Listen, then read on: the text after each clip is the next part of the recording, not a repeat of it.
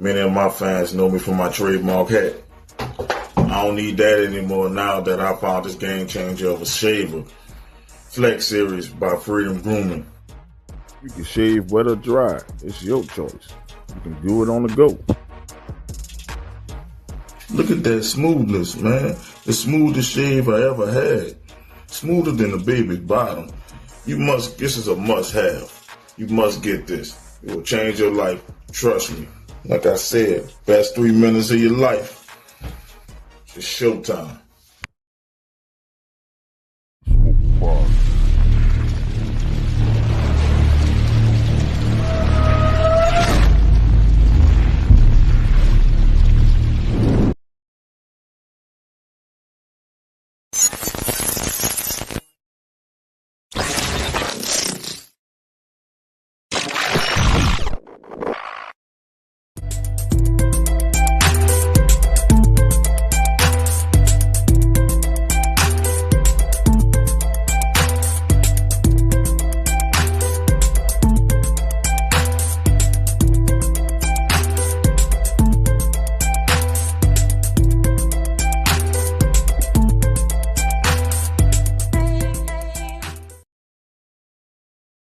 Man, cut the check. Venomous Smoke Podcast. Give us our 5%.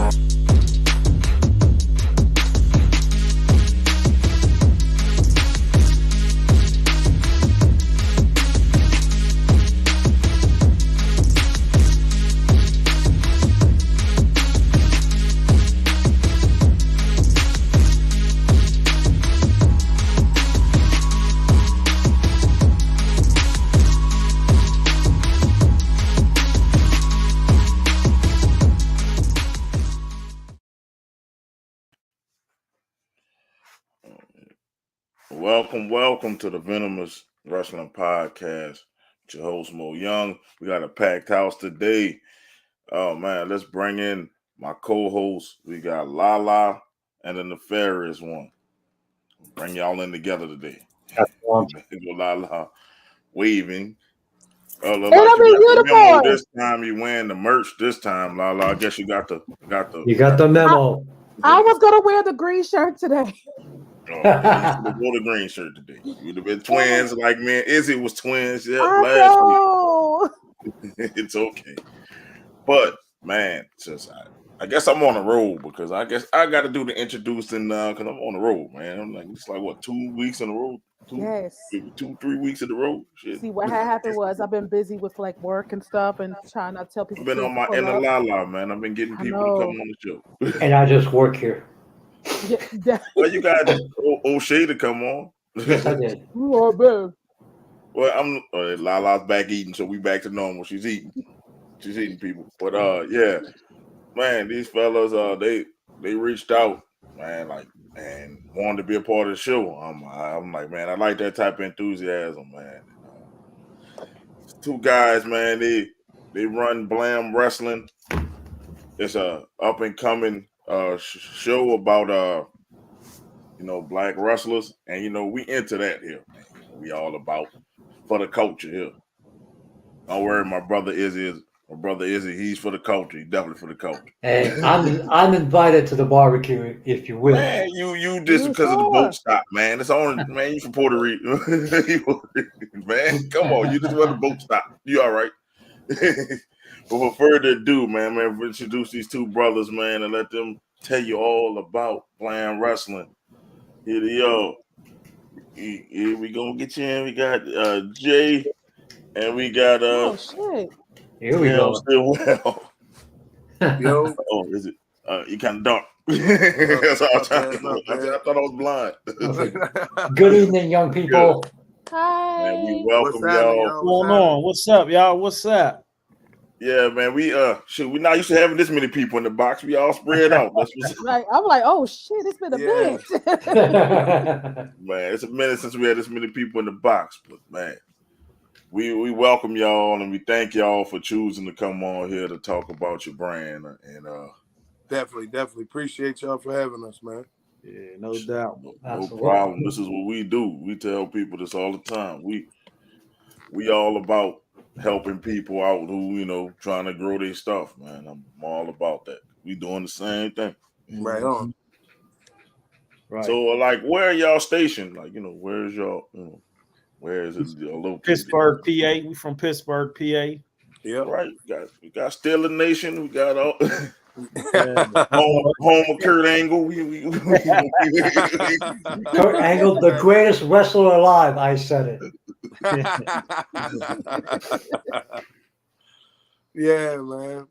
Bruno Sammartino, a couple other greats. Virgil used to be with Ted DiBiase. How dare you put fucking Virgil in the same class as Kurt fucking Angle? Hell no! I don't think you put them in the class. No. It is. No, it's just they live on the Virgil from the Bird.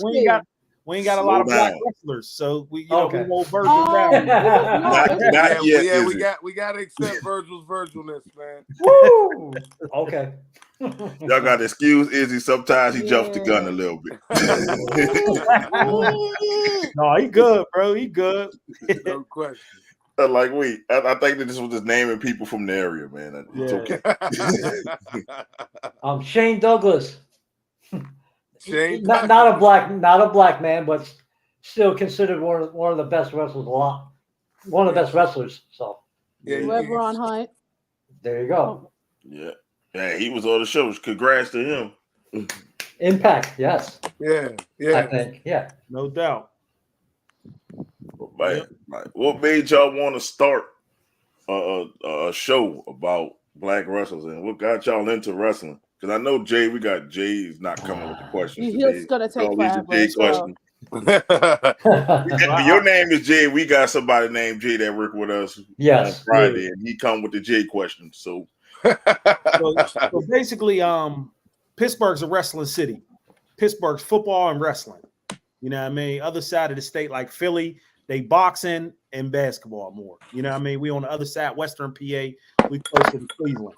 So Pittsburgh always been a wrestling town ever since forever.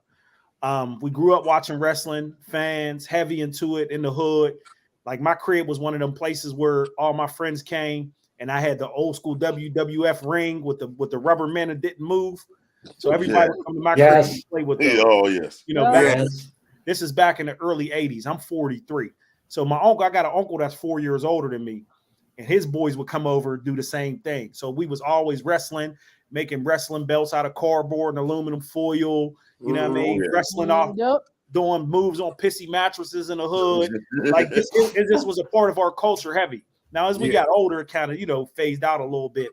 But I was watching some old wrestling clips. I was actually watching Macho Man and Hulk Hogan when they became the Mega Powers. And they had that interview. And they was trying to shake hands. And Hulk Hogan was like, I feel like if we shake hands, the whole world's going to blow up. And I started backing the hell up. And it was just like, that scene was just funny as hell to me. Like, I watch a lot of the old school wrestling interviews. Because back in the day, I'm like, oh, man, that was so, But I'm watching them now like, yo, this shit is hilarious, yo. When you go back and watch it now as a kid, you were like, oh, he was the hardest. And, but you watch it now, you be like, man, them dudes was so coked up, they were saying anything. But it was always entertaining. See, LaLa, coked up. And I want to shout out to my wife for bringing me my daiquiri. In a minute. Not coked up. I did not want to relive this. Oh. Yeah, they used to be coked up back then. You see, once again, another gentleman confirming what me and Mo have been saying all along. He was coked off. I didn't know. I thought it was just steroids. No, it was really there was a whole nother party going on in the wrestling world. Yeah. What's up, Josiah? What's up, brother? So basically what I did, I was watching that and I just thought to myself, I'm like, man, I've never seen anything about black wrestlers ever. You know what I mean? There's not a lot of content. There's a Dark Side Behind the Ring about New Jack. You know what I mean? Yeah. There's a little bit of content, you know what I mean? But there's not really like nothing that's dedicated to black wrestlers. And I was like, man, what if we created a movie based on black wrestlers? And I was like, what about we make it a comedy? You know what I mean? I'm like, all right, if we made it serious, I'm like, yeah, people will watch it. And then I'm like, it got to be funny. You know what I mean? Because wrestling's funny, even though it's serious, you know, people you know, they into it. It's still funny. Men run around in tights. So I called my business partner, Lay, who's on here. And I was like, Lay, because me and him been working on movies for like the last 5 years. I'm a film director. He's a creative. He's a film director. We was both in music scene together. I shot some of his music videos when he rapped. So we both been having that creative going on forever. Since, you know what I mean? Since we was young. So I called Lay. I was like, Lay, I got an idea. We're going to make a wrestling comedy film about black wrestlers. And he was like, perfect. Yeah, yeah. At the time, I didn't know any wrestlers in Pittsburgh but one that was like a wrestler right now, a guy named Duke Davis. He was the only wrestler I knew. He wrestles with a wrestling tag team. They're called the Main Event, him and Gannon Jones Jr. Oh, I heard of that. So they was Duke Davis was the only wrestler I knew, and I only knew him because he used to do podcasting back in the day before he was a wrestler. And I went on his podcast, and then I seen him later on doing some wrestling stuff, and he was the only guy I knew. I knew a whole bunch of funny people, so I went over Lays, and I came up with, I was like, yo, I got these two dudes. I think they'll be perfect as a tag team. Now, these are regular guys. They're not wrestlers.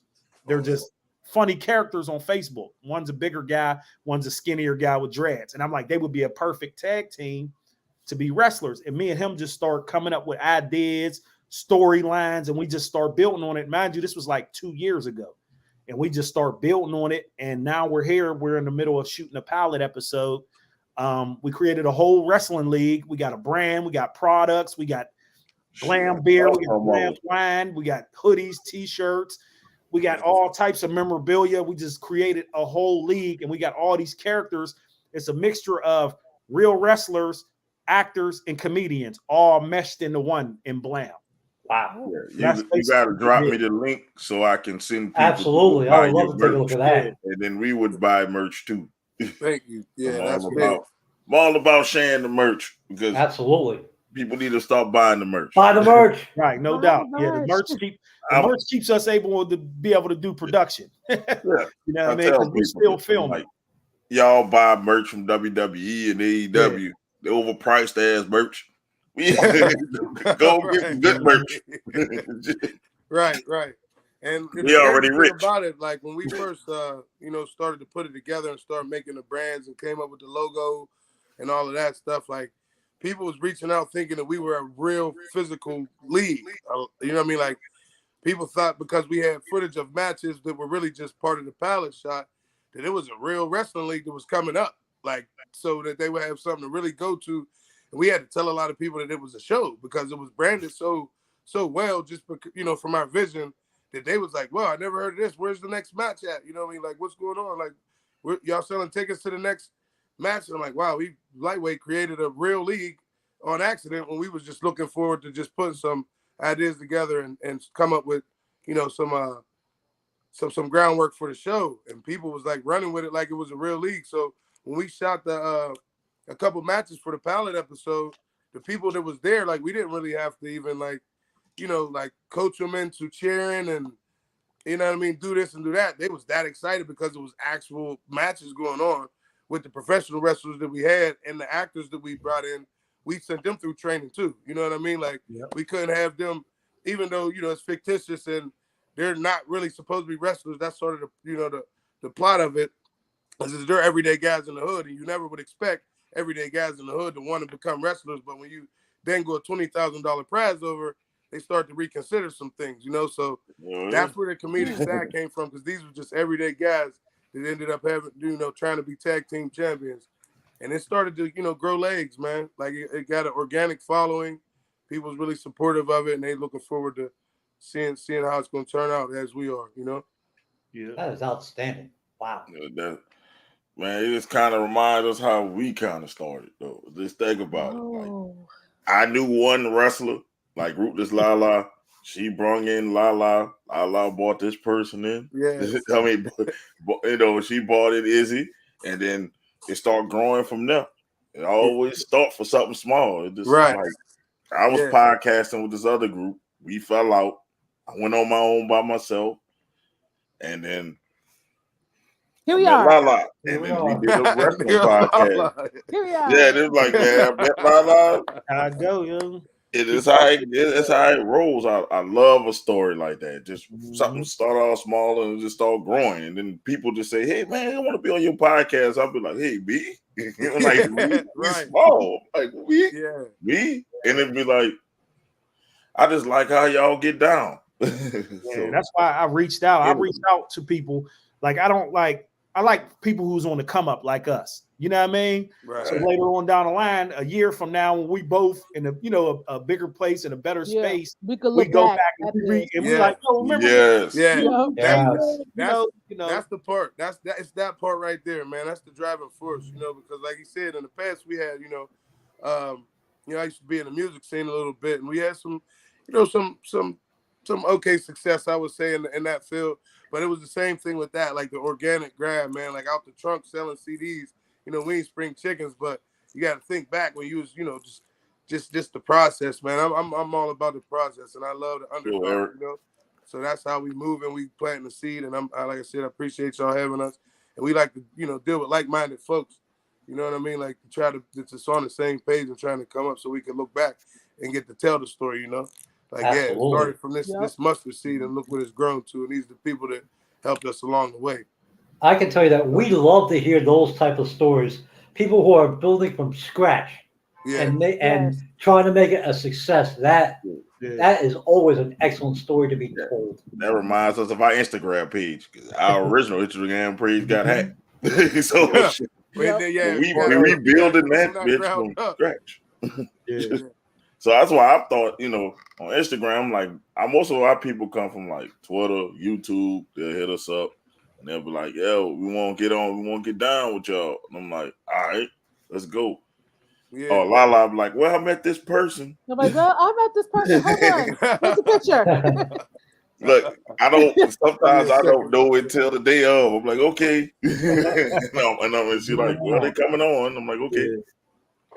And so when y'all reached out, I say, man, this is something different. It's not like just a wrestler, come on this whole show. I'm like, man, this show. Yeah. And I'm like, these brothers reached out. So and I'm like, and it's about black wrestling. And you tell them what the story was about. I was like, oh man, that fits. Yeah, and we always like he said, when it came to wrestling world, we wasn't necessarily the ones to get accredited for nothing. And then Pittsburgh, our percentage is small. We like probably 13% as far as black people go in the town. So everybody looks at it from that, like pop culture and our culture got that much influence in it that they act like it don't really exist to an extent, and they just got to deal with it, especially now. I mean, if you could see it in all the factions now. They starting to really intertwine it a lot more. Was it the Benny the Butcher, one of the rappers from? He just got, I guess, they had took some of his music down because he was a wrestling fan. He used to use West Side Gun. Oh, West Side Gun. It was West Side Gun. Yep. So now I just seen he just performed at one of the matches. You know what I mean? AEW. Man, he performed about coke. He performed about selling coke on AEW. I never thought I heard. That's the point that I was I said that song was about selling coke.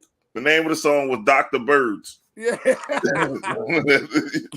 I'm like, they got this man talking about selling coke on TBS. I would thought a million years. Are they gonna cut it off? Right? I was saying the same. Let me not leave and go to the kitchen yet. Yeah, so when Jay brought the vision to me, man, and we started to, figure out how we wanted to go, it was like, damn, we never really seen ourselves in the ring. We seen ourselves in the hood ring, you know what I'm saying? But the actual character, we wasn't no hope. All of the characters, Junkyard Dog probably had the best characterness, I think, out of all of the, black wrestlers to me, just because he was just raw dog with the chain and he was hard. But we there wasn't no Hulk Hogan's Ultimate Warriors, British Bulldog, like all of the stars we was almost on the hillside. So I was like, what would it have been like if we could have been whoever we were from that perspective? So, the fact that the actual league that we created, it got sort of black ties to it because one of the guys is biracial, you know what I'm saying? And he started sort of in the hood, but he wasn't black. You know what I'm saying? He just had a thing for the culture. So the twist on it, it really got a lot of good storyline behind it. But you taking two regular guys that people at least expect to want to get into that field with the regular mannerisms of an everyday guy versus the characters that they create. So it got our own twist to it. And it's a lot of, I mean, some of the characters, I mean, we was creating them and laughing before we even knew what they looked like. Where? You know, like the Black Lobster, he's the heavyweight champion. And it's like, the Black Lobster? Like, really? The Black Lobster. When we started to create the character, it started. Time out. Time. We not gonna why is do he that. called the Black Lobster? Go ahead, Jay. You want to break the original? Why is he called the Black Lobster? The original guy that we Go ahead, casted, give we it to showed him. you the picture of him. No disrespect to him, but he's like not the most handsome guy, and, and he's got like a crustaceanous face. You know what I'm saying? So when we were casting that character, we was like, "Yo, like, what we gonna call him?" And I'm like, "Yo, that's the Black Lobster, man." And when we did it and started to think about like how we gonna dress him, and we're like, "All right, we're gonna get this. We're gonna get a red cape." You know, he had a cape around his neck. He got him lobster claws to wear. Yeah. You know, his signature move was the lobster chop. He hit you twice in the neck and once in the side. Oh. Yeah, right like that, LaLa. That was his signature move. Look, Fucking crab people. Okay. Crab people. That's why. Wow. We always get people with great stories. Black Lobster has to be the best wrestling name I have ever heard. The Black Lobster. The Black Lobster's classic. And he's the heavyweight champ. And it's like, how is this? When you see, you're like, how is this dude the champ? So Blam's like one of them things like, you got the real dudes, yeah, these tag team dudes, they're real wrestlers. Then you got this dude, the heavyweight champ. It's like, how is he the heavyweight champ? You know what I mean? So it's like underdogs. And Blam, the underdog can be the champ too. You know what I mean? Yeah. Man, that gotta be a thing, man. I told you it's interview too. I'm a stop. You don't want to when these things get to twitching, you don't want none of that. Hashtag lobster chop, man. I need that. I gotta tweet that out. Dude, y'all gotta join the Blam Fam group on Facebook. It's called Blam Fam. That's where we post all the Blam content in there. It's called Blam Fam. So just type it in, join the group. You know, it's a private group, but if you know, I accept people. I just be trying to filter, make sure nobody just ain't coming in. So join that group. We post all the Blam content in there. I'll send you the Black Lobster's interview too. Yes. And the thing about it, this is the third. We want the Black Lobster. Listen, don't you understand? The last couple of weeks, this show they had some weird ass stories. I'm just saying. We had a wrestler who stole a panda. We had somebody who had a near death experience, and now we got the Black Lobster. Yes, we want the Black Lobster. Wait. I gotta be getting pumped or something, man. Like y'all trying to make me laugh. Y'all trying to make me die on air of laughter. Man. The Jaggernaut Gigolos. You posted the Jaggernaut Gigolos, the one that had the pink tights on. Oh yeah, and the fedora. So that's Mr. Perfect and Serenade. Instead of Mr. Perfect, it's Mr. Perfect, and his partner's name is Serenade. So that was the Jaggernaut Gigolos. Yeah, so we got some funny ass characters, man. we got. I am going to be hooked when this show comes out. I already went ahead and joined your group, and I think I end up following you, Jay. Yep. You got the Blam page, and I got a personal page. It's Jay White Digital. That's my personal page. But yeah, we got a lot of content we be posting about it. We got a lot of stuff with the Jaggernaut Gigolos, and then our main two characters is the Wing Dust Winos. That's the name of their tag team. It's the Late Night Nibbler. Wing Dust Winos. Yeah, the Wing Dust Winos. Wing Dust Winos, like wine. Like wino. Yeah. I mean, I used to drink wine. We got winos and lobsters, man. Hell yeah. Winos and lobster. That's a great combo. Yeah. Yo, it's a wrap. So that's the Late Night Nibbler and Rantan Rowley. That's that tag team. Them are our two main characters. That's them. That's their tag team, the Wing Dust Winos. Yeah. Wing Dust Winos. Yeah, we got a character named Slimeball Paul. He's a manager. I can see that. He's a trip too. And he like when we did our auditions, you know, like about 2 years ago, his audition is actually where we created the character. Like we didn't even have a name for nothing yet. We just knew we were gonna need managers. We'll need this. We'll need that. And he came in there and nailed this audition so perfect. Like we're cracking up without like we couldn't even finish. And he's just improvising. He's just going through, what he would have did if he was. And he's like, "So what's my name gonna be? What's my name gonna be?" I'm like, "Slimeball Paul." That's Slimeball Paul. And he's like, "Okay, cool. Slimeball Paul." Listen, like he starts going in character so perfect.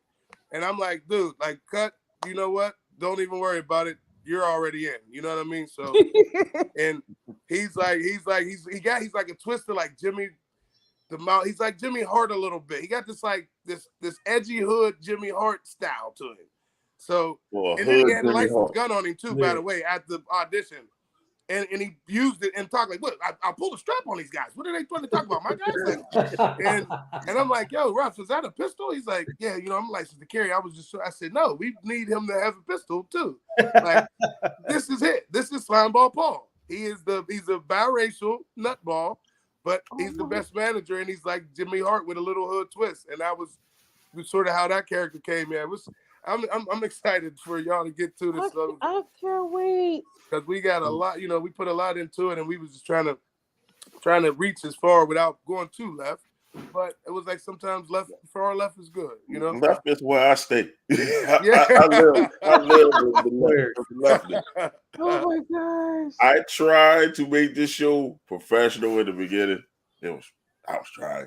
I look at my old footage. I'm like, God, man, this shit was hard. And it just kept going left. And like one day I just went with it. And I'm like, I live in left. Yeah. I live in left. This show always goes left. I tell people, I say, get it out. That's why the first thing I tell people, be yourself. Yes. Because I'm like, be yourself. Yeah. Right. Because sometimes I don't know why y'all must have them in shock, because usually they're normally talking a whole bunch of shit right now. They don't in the comments, but they probably still tripping off the Black Lives.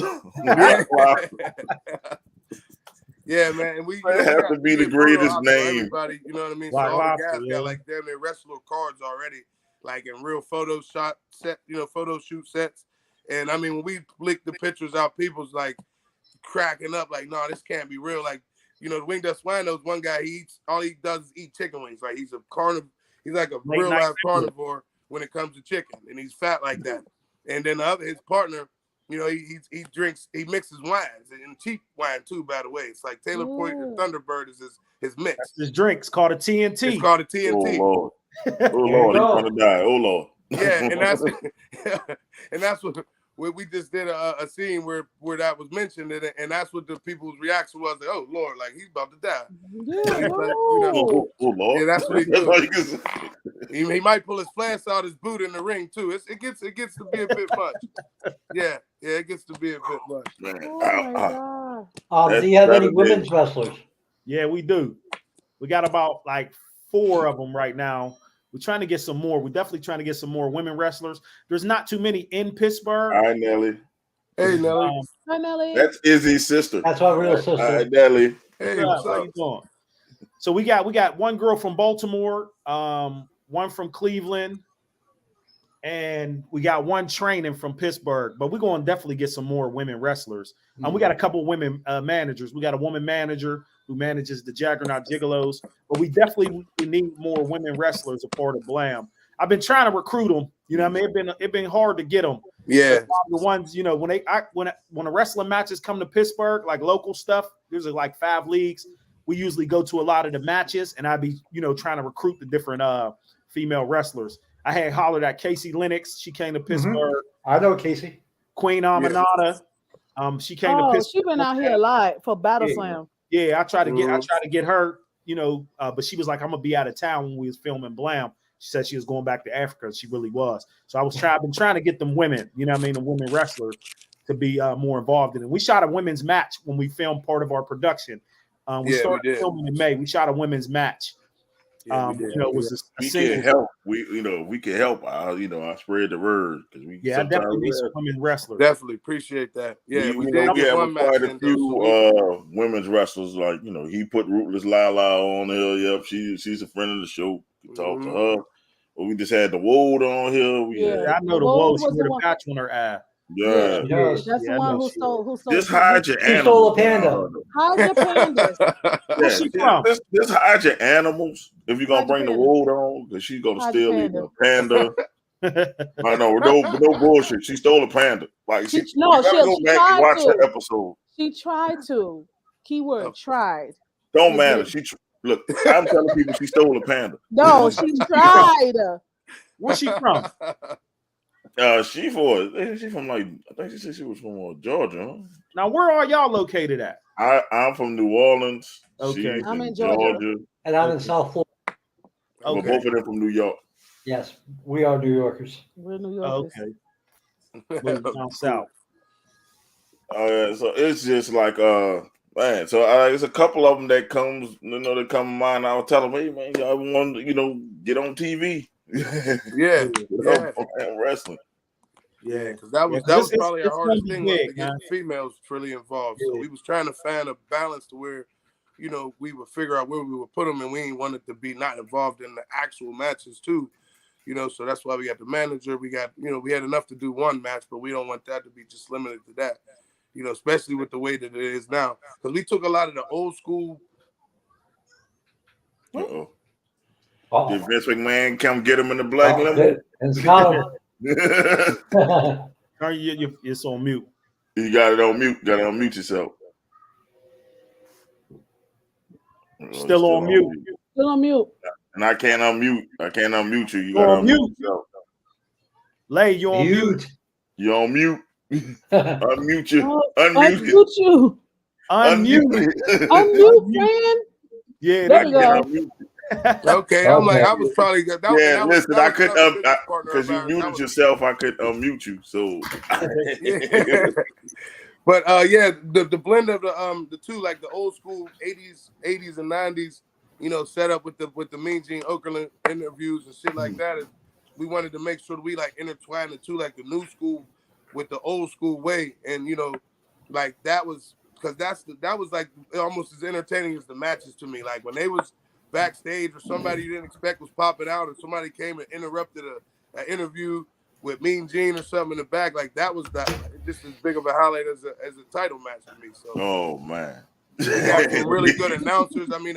We was going over some footage yesterday, and we heard it already, because we was there. And but it was like so funny to hear our twist of whatever our announcers would sound like from from a comedic perspective. So they're saying a lot of wild stuff, but it's in the same format that you would hear it if it was real, regular wrestling. And it gets a bit wild. The commentator, the commentators in there, they reach on purpose because it's entertainment. People always looking for that. So the fact that it already had a comedic balance to it, and we put a little extra sauce on it, you know what I'm saying?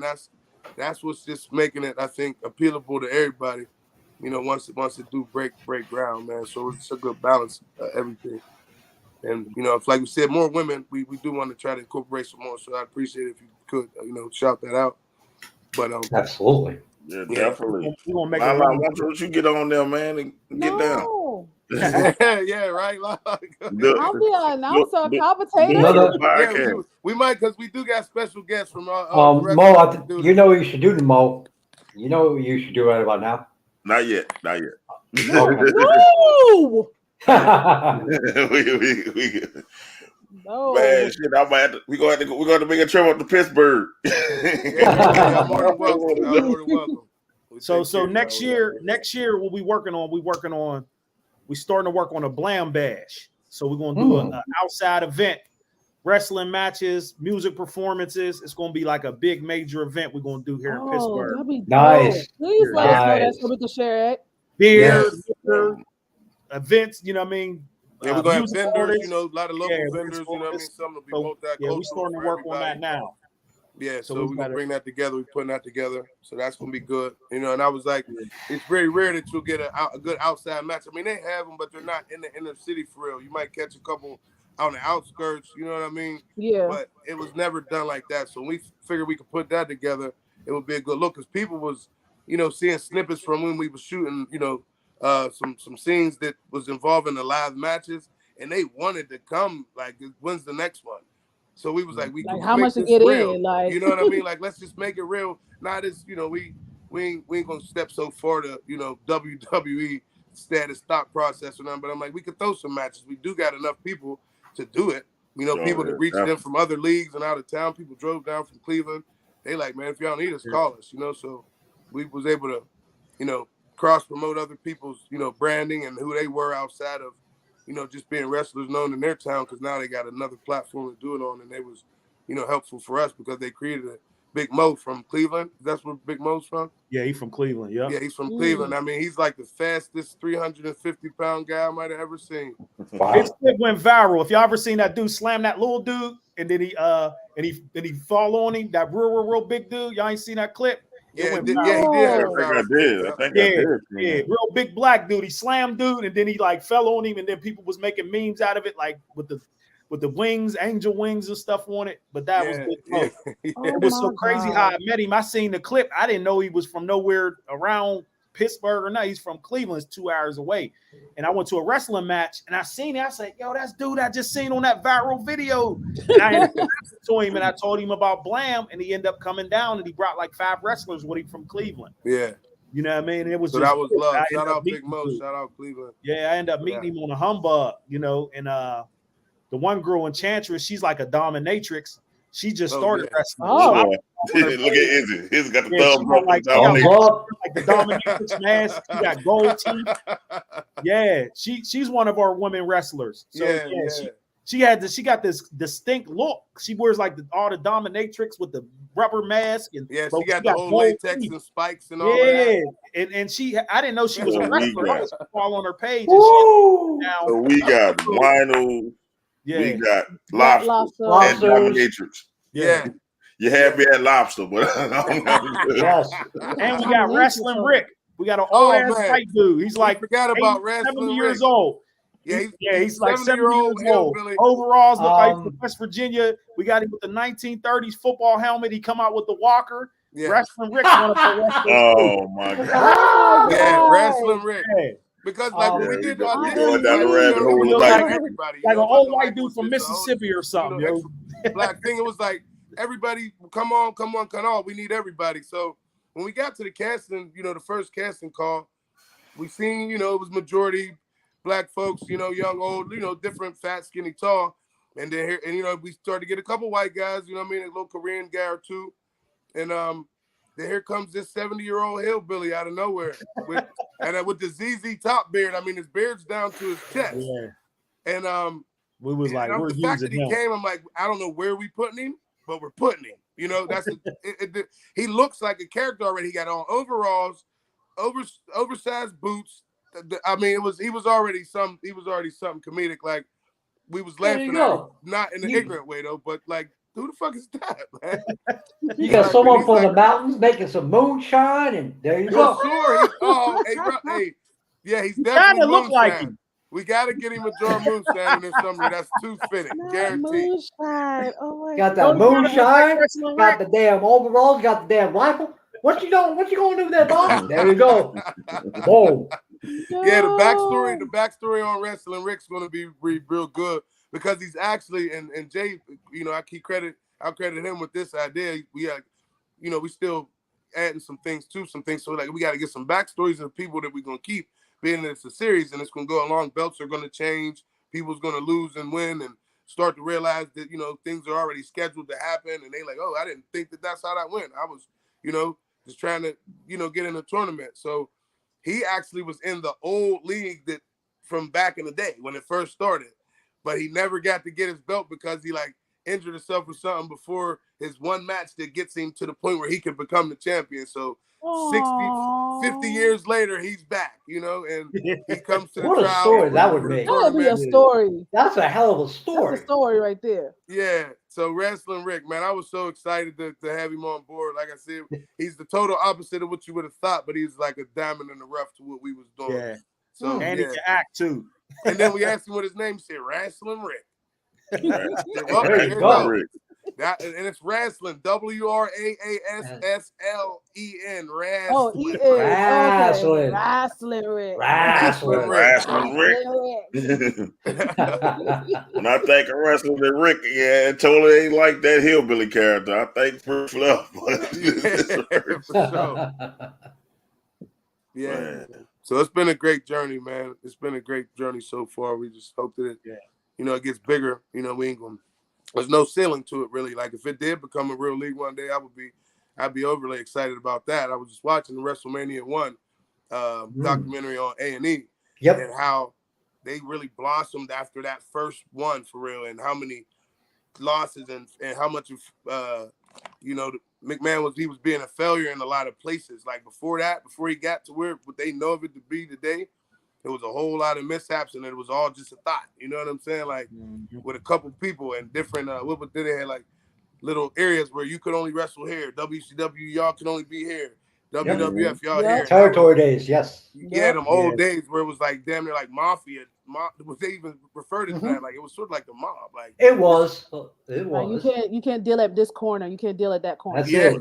It showed Vince McMahon was the biggest mobster then. Yeah, exactly. He was the mobster. They said it like that. They said it like he was John Gotti. They said that he went over here and bought people out of people's contracts and made them wrestle over here and started doing stuff anywhere over there. And I'm like, yeah, he did that, and that's why they got big. So I was like, shit, who's to say one day Blam won't be a real league? I wouldn't. Absolutely. I wouldn't. Yeah. I would be more than excited to run it and get it going like that. But for now, we're just gonna keep it where it's at. But I'll speak it into existence now. Hey, one day it might become big. As you should.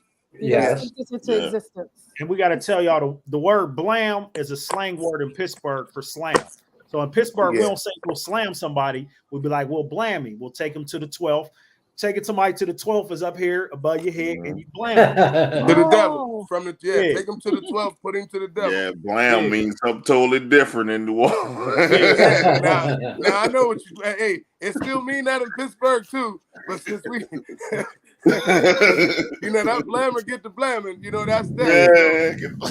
So it gets. And it was crazy part is it probably has that effect of people when they hear it too that they ain't really up on it. Somebody gonna die.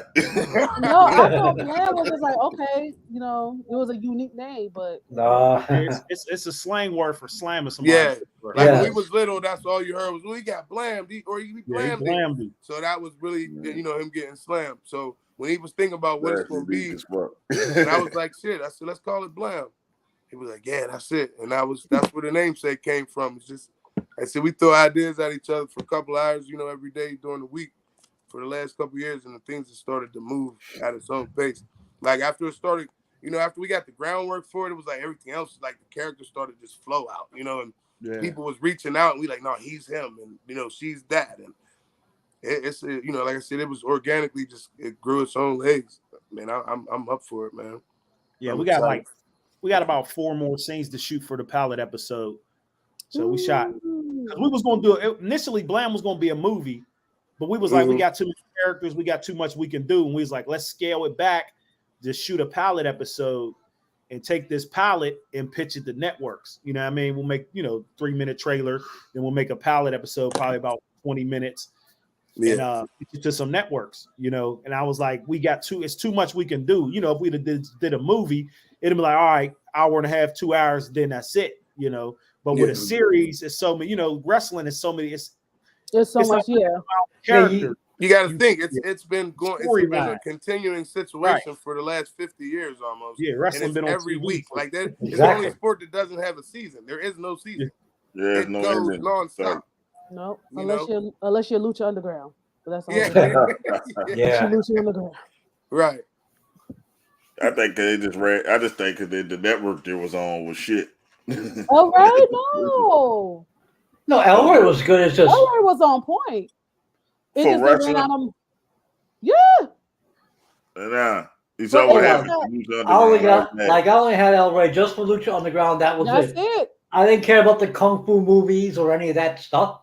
Exactly. So Lucha Underground was on a bigger network, man. Lucha Underground still be going, man. Well, it's going. No, what happened was they ran through the money. They ran out of money. That's another thing. Like they ran out of money. when you Mike. got the Oh, what's up, What's Mike? up, Mike? That's the owner of No Limit Pro. Y'all go check them out if y'all in Tennessee. They throw out banger Mike, you ever after thought about being banger. an actor? You ever thought about being an actor, Mike? There you go, Mike. I think I followed that on my Blam page, No Limit Pro. Is that something? It's something to do with wrestling, ain't it? Yeah, it's a wrestling. That's the owner. That's the CEO. That's the owner of No Limit Pro. Okay. And it could be a pipeline to women wrestlers. You know, banger after banger after banger. He was on the show, man. You know, me and Mike, I show him up and coming wrestlers. I tell them to look them out. Like I said, we network. I tell people when I say Venom fam, it's a family to me. I'm like, if you need something and I can help, we're there. I link people together. Man. We need more people like that. People don't really understand how important. That's what I tell people. I'm like, you know, I link you together. I'm like, hey, you here? I know a promoter. You're a wrestler that need a promoter. Here's a promoter. Right. Look, here go look. I'll put y'all together. I step out the room. Y'all do what y'all do. Absolutely. I brought you together. Let's go. Right. So the thing is, it's like Mike was with me from the beginning. He was like one of the first stars that came with me. He was like, man, I'll do the show. And then when I did the show with him, like it was a Sunday show. LaLa was acting all shy, and then she didn't want to talk. Can I curse? It was my first time on the podcast. I was like, I'm thinking like radio station, like, okay, you can't curse, like you're gonna get kicked out. And that show was like it was supposed to be an all woman. You know, I had got it was all woman show. So I sat back and this was just behind the scene plucking. Then I saw it was a law, and I said, "Oh shit, I can't have that." Jumped on. What are y'all doing? And then LaLa said, "I didn't know if I could curse or not." Or this and that. I'm like, "You better say it with your chest." I'm like, "Shit!" I got on there and said, "Shit." I said every curse word known to man in the world. It would be like us four, and he'll just pop in, and I'm like, "Oh shit, I didn't know." I'm like, man, come on, you y'all just talk. This talk. I tell people I don't come with a script. I don't do that. I'm like, well, what did you do here? That's why I said I don't even like. I tell you what the time is. You show up, and then boom, I let it flow. Cause I feel like that's the best conversation. The thing is that I'm so used to like, because I have a YouTube channel, so I cuss over there. I did not know when I come here, I was just like, okay, can I cuss? Can I do this? They're gonna do fire you? LaLa. We're gonna fire you because you said the curse word. I don't know if it was PG-13 or not. I didn't know. Right. At that time, I did not know. Banger after banger after. Yes. Yeah, that's Mike. They'll do that. Family is everything. Yes, it is. Yes, sir. He laughing at you, LaLa, because LaLa didn't know she could curse or not. When Mike came on that show, man, I like, man, this dude cool as shit. So yes. That's how it goes, man. It's like you just beat people, y'all connect and roll. So we had a couple promoters and a couple wrestlers. LaLa had us on the road for a minute. Listen, that's when I was outside. Your girl was outside. Izzy, I think it's time to show our guests how outside LaLa was. Yes. Let's see how outside you really are. Close your eyes. Yeah. Let me find it. It's been a minute. This when I had blue hair. Oh yeah. So let's show the people LaLa outside at a wrestling event. That's what I was at Battle Slam. Break.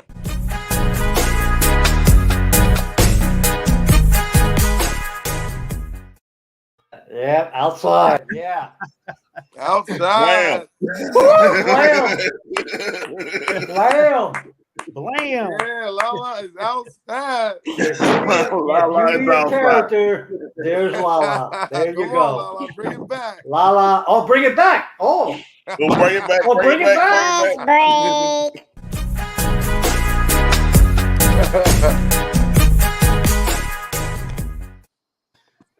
We'll find a way to make that clip longer. Go get me a water real quick. There you go. You guys need a character? There you go. Out in the street. Twerking La. In them streets.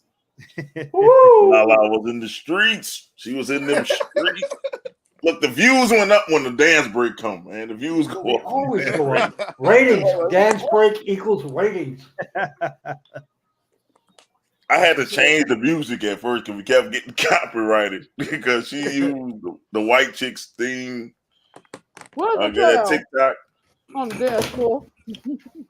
And then what happened was I kept getting copyright strikes and stuff, so I had to make my own beat. So that's my own little beat. But yeah, LaLa, there you go. You was outside. You need to go to the Blam event, show them how to get down, man. Yeah, you are welcome. Dad's breaking at the Blam event. Yeah, for the Blam bash, you gotta come. You gotta show up like you outside. That's when you was outside. Yeah, we showed the world how you what happens when LaLa goes outside. I can't. I was making up for lost times in 2021. I was in my house in 2021. That was a pandemic shake? I guess so. I guess. Pandemic twerk for the pandemic. Man. Oh man, so the pandemic did y'all started right after the pandemic or it was around the start. It looked like it was it was in there. Yeah, it was. Everything was pretty much shut down. That's actually what gave us some more time to be in. You know what I'm saying? Like wasn't nothing moving. So that gave us a better chance to be creative. Like fuckers was stuck in the house. You feel me? So it's like shit. I'm in here working on another film already. You know, doing some writing for that. I got 2 or 3 we already in the process of working for a homeboy of ours. He actually just called me too, Ruff. That's who interrupted our mic. But yeah, we was working on another series, and when he brought the movie we was working on, like let's start knocking out some content, man. And then Blam took over that space, so we walked through the whole COVID time working, getting that done. So I think it was, for us it was a little bit of a blessing because if not, you would have been probably moving around a lot more. You know what I'm saying, and not had as much time to really sit down and discipline yourself to do it. With other obligations, but shit was shut down. And like I said, I was, I used to rap and whatnot, so I was a party promoter for a time. And, that was once they shut it down, I'm like, shit, well, my nights and evenings is empty now. I got, a little extra time. And I'm like, shit, if I ain't gonna make no money right now, I might as well invest in myself and try to create something else. So COVID sort of, it hurt in one sense, but at the same time, it gave us a creative space to work with some extra time, because wasn't nothing really moving outside. Yeah, trust me, that worked with us. Pandemic helped us a lot. Mm-hmm. I even done I even had to do a damn podcast with COVID. I actually caught it.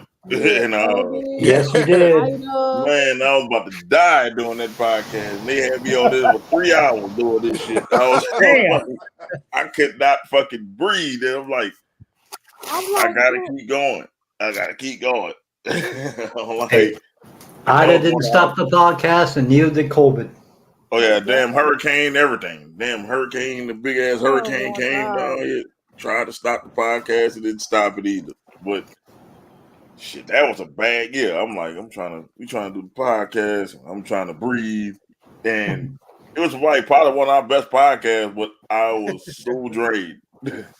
Afterwards, I like just passed out. I just passed out after the podcast was over. But I was in isolation. I had nothing to do. I was in isolation. That was the 14 days isolation. Oh, that was the first. Yeah, they're not just 5 days. Or the one around Christmas, that Omicron shit. They still had it. It was 10, but I had symptoms, so I had to stay in there for 14 days. So yeah. So I had nothing to do with my little small man cave. I had nothing to do with play video games and podcasts. And I said, well, I'm entertaining myself. Yeah, and they came on. I thought the podcast was gonna be short, like an hour. So I think I probably gonna do an hour. Nope. Man, they kept me on here. I look at that. I look at that tape. I say, man, I was so tired. they didn't know. I said, damn. I said a pandemic, a Category 5 hurricane couldn't stop it. That's what I knew we was on our way then. Yeah. Shit, man, I didn't even know if I had a house to go back to. I said, well, I'm about to plug up this computer. True story. I went to my mom's house. I said, well, my mom's house still standing. She got Wi-Fi and stuff right now. So let's plug in this computer. And that's when LaLa gave her first ever rant on my show. Talk about who the fuck is Esther. Who the fuck is Esther? Who the fuck is Esther? Going off on Becky Lynch. I never seen LaLa go off. LaLa is a nice one. She's a nice one. It's usually me or Izzy going off, saying wild stuff. But she was pissed off that day. And I said, I was bad. That uplifted my spirit right there. I was upset. She was like, who the fuck is Esther? Who the fuck is Esther? Who the fuck? I said, oh, she ain't worrying about that no cursing shit now. She cursed my ass off. I was bad. I was still bad. I was like, look. It was to the point WWE was not getting my money until they fixed this shit. But then when I thought Ciampa was leaving, I was like, shit, let me go buy his shirt. Hold on. Wait. She's like, I ain't buying nothing from WWE. I'm boycotting this. She was going, hell. I was boycotting it until I saw Ciampa's last match. I said, oh, hell no, let me buy his shirt. And then Bianca Belair's shirt was on sale. Let me get that one. Oh, don't talk about when Bianca Belair lost her son. Oh, Lord. I was mad. Oh. That's why I was mad. That's when I was like, boycott. I was like, I'm not going to day one, which I did it. She came on the show. This is bullshit. I'm over here putting people on blast who was coming at me sideways on TikTok and Facebook. You motherfucker. She drugged the podcast in beef. Like, or the one time that she went off on that performer on NXT who couldn't hold the mic properly. Fucking Jay! Oh my god! It's rare when you get a LaLa rant. It's Ali fucking, and I only was speaking from an artist perspective. I was like, how the fuck? Y'all just get anybody to get on stage who got titties and ass and a pretty face. Well, what's the problem? What's the problem? What's wrong with that? What's the problem with that? Yeah, what's the problem with that?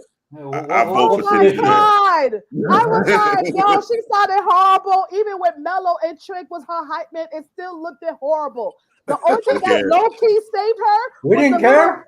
I know y'all didn't care. I cared because I was looking for I was looking at for my artist. Like, okay, so I used to go ahead and be around like, indie hip hop shows along with indie wrestling shows. So I'm looking at this performance. I'm like, this is not the same bitch who sang that song when I used to hear it every time.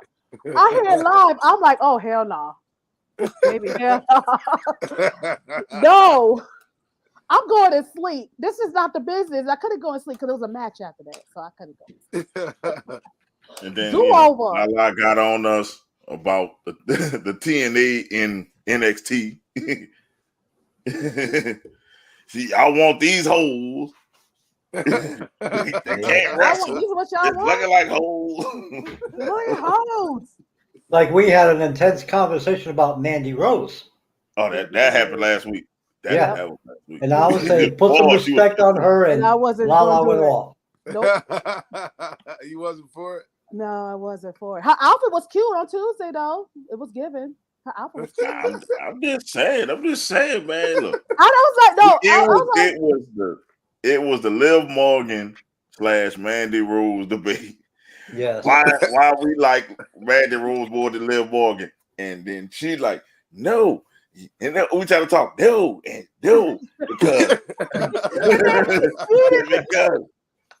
I ain't nobody gonna put respect on her name.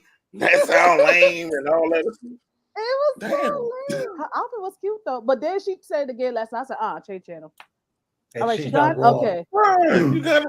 She ain't wrong. She stole that from Birdman. We know. I just like when she said the way she was about to say it, I said, change channel. Okay, let's put it back.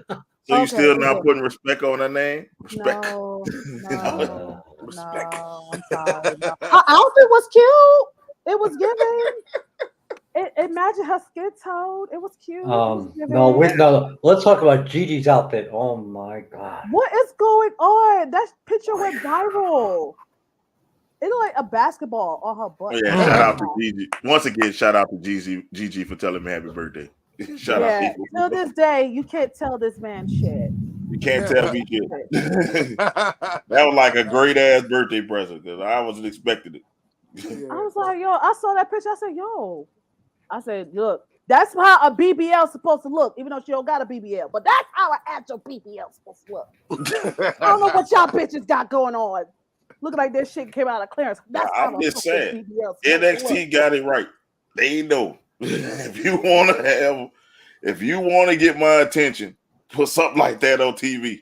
Yeah. Like, hold on, we keep the chat on here right there. There was a time Nobody cares about hammer locks and wrist locks. No. Nobody cares about that Mo shit. Mo was beefing about Mo was beefing with the cameraman when Nikita Lyons got hit by Lash Legend. Where was the camera? I said, well, he probably had to take a phone call. Well, I gotta go through this again. You see, I'm trying to sip my daiquiri. Talk to the guys from Blam, and y'all trying to bring back my anger. He was beefing. I'm just saying. Once again, she had the thighs out on a Tuesday. She get kicked and her legs go in the air, and the cameraman looking somewhere else. Where the fuck was the cameraman? I just needed to know. That's all I wanted to know. He set the camera down and had to take a phone call. That's the same cameraman who kept fucking up Bobby Lashley's entrance. Who cares about Bobby Lashley? I'm like, why did I see that? No, I see that man run up to the podium. No. You that's the same cameraman. No. That's the same cameraman. I'm just saying, listen, I don't care about Bobby Lashley up there flexing and doing all that. I know. We was talking about Bobby yesterday. She up there flexing, looking like Adonis or something like that. No. We got that. He walked to the ring with no shirt on. I'm not talking about that. I'm talking about when he's running up to the podium. I'm not supposed to see that. You know, I was mad about that. So he catch that, but he can't catch the thighs out, the legs of the air. He couldn't catch that though. He couldn't catch that shit though. I don't know. That's the only thing I had a problem with. I'm like, man, she get kicked in the air. All you see is high heel shoes in the air. My first question is, where is the cameraman? Why is he not looking down? Why? Was it on a tripod? Was it? It was on a tripod. I think it was on a tripod.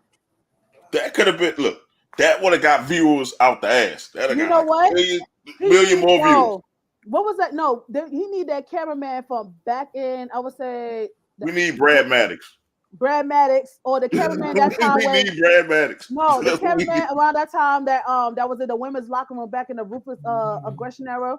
I think Candice Michelle towel got snatched off and the cameraman passed out. You need that. No, it was back then though. You can get away with that. I'm just saying. Where was Brad Maddox? He ain't doing nothing. Brad Maddox is a perfect filmer. Perfect cinematographer. What you want to call it? He perfect. He gets in. He gets in there. Shit. Fuck X Page and Xavier Woods. He get in there. So I'm just saying. So that's my only beef with the NXT people was the cameraman. The cameraman. Because I'm watching it. I'm like, well, she about to get kicked in the face. Perfect opportunity. Right.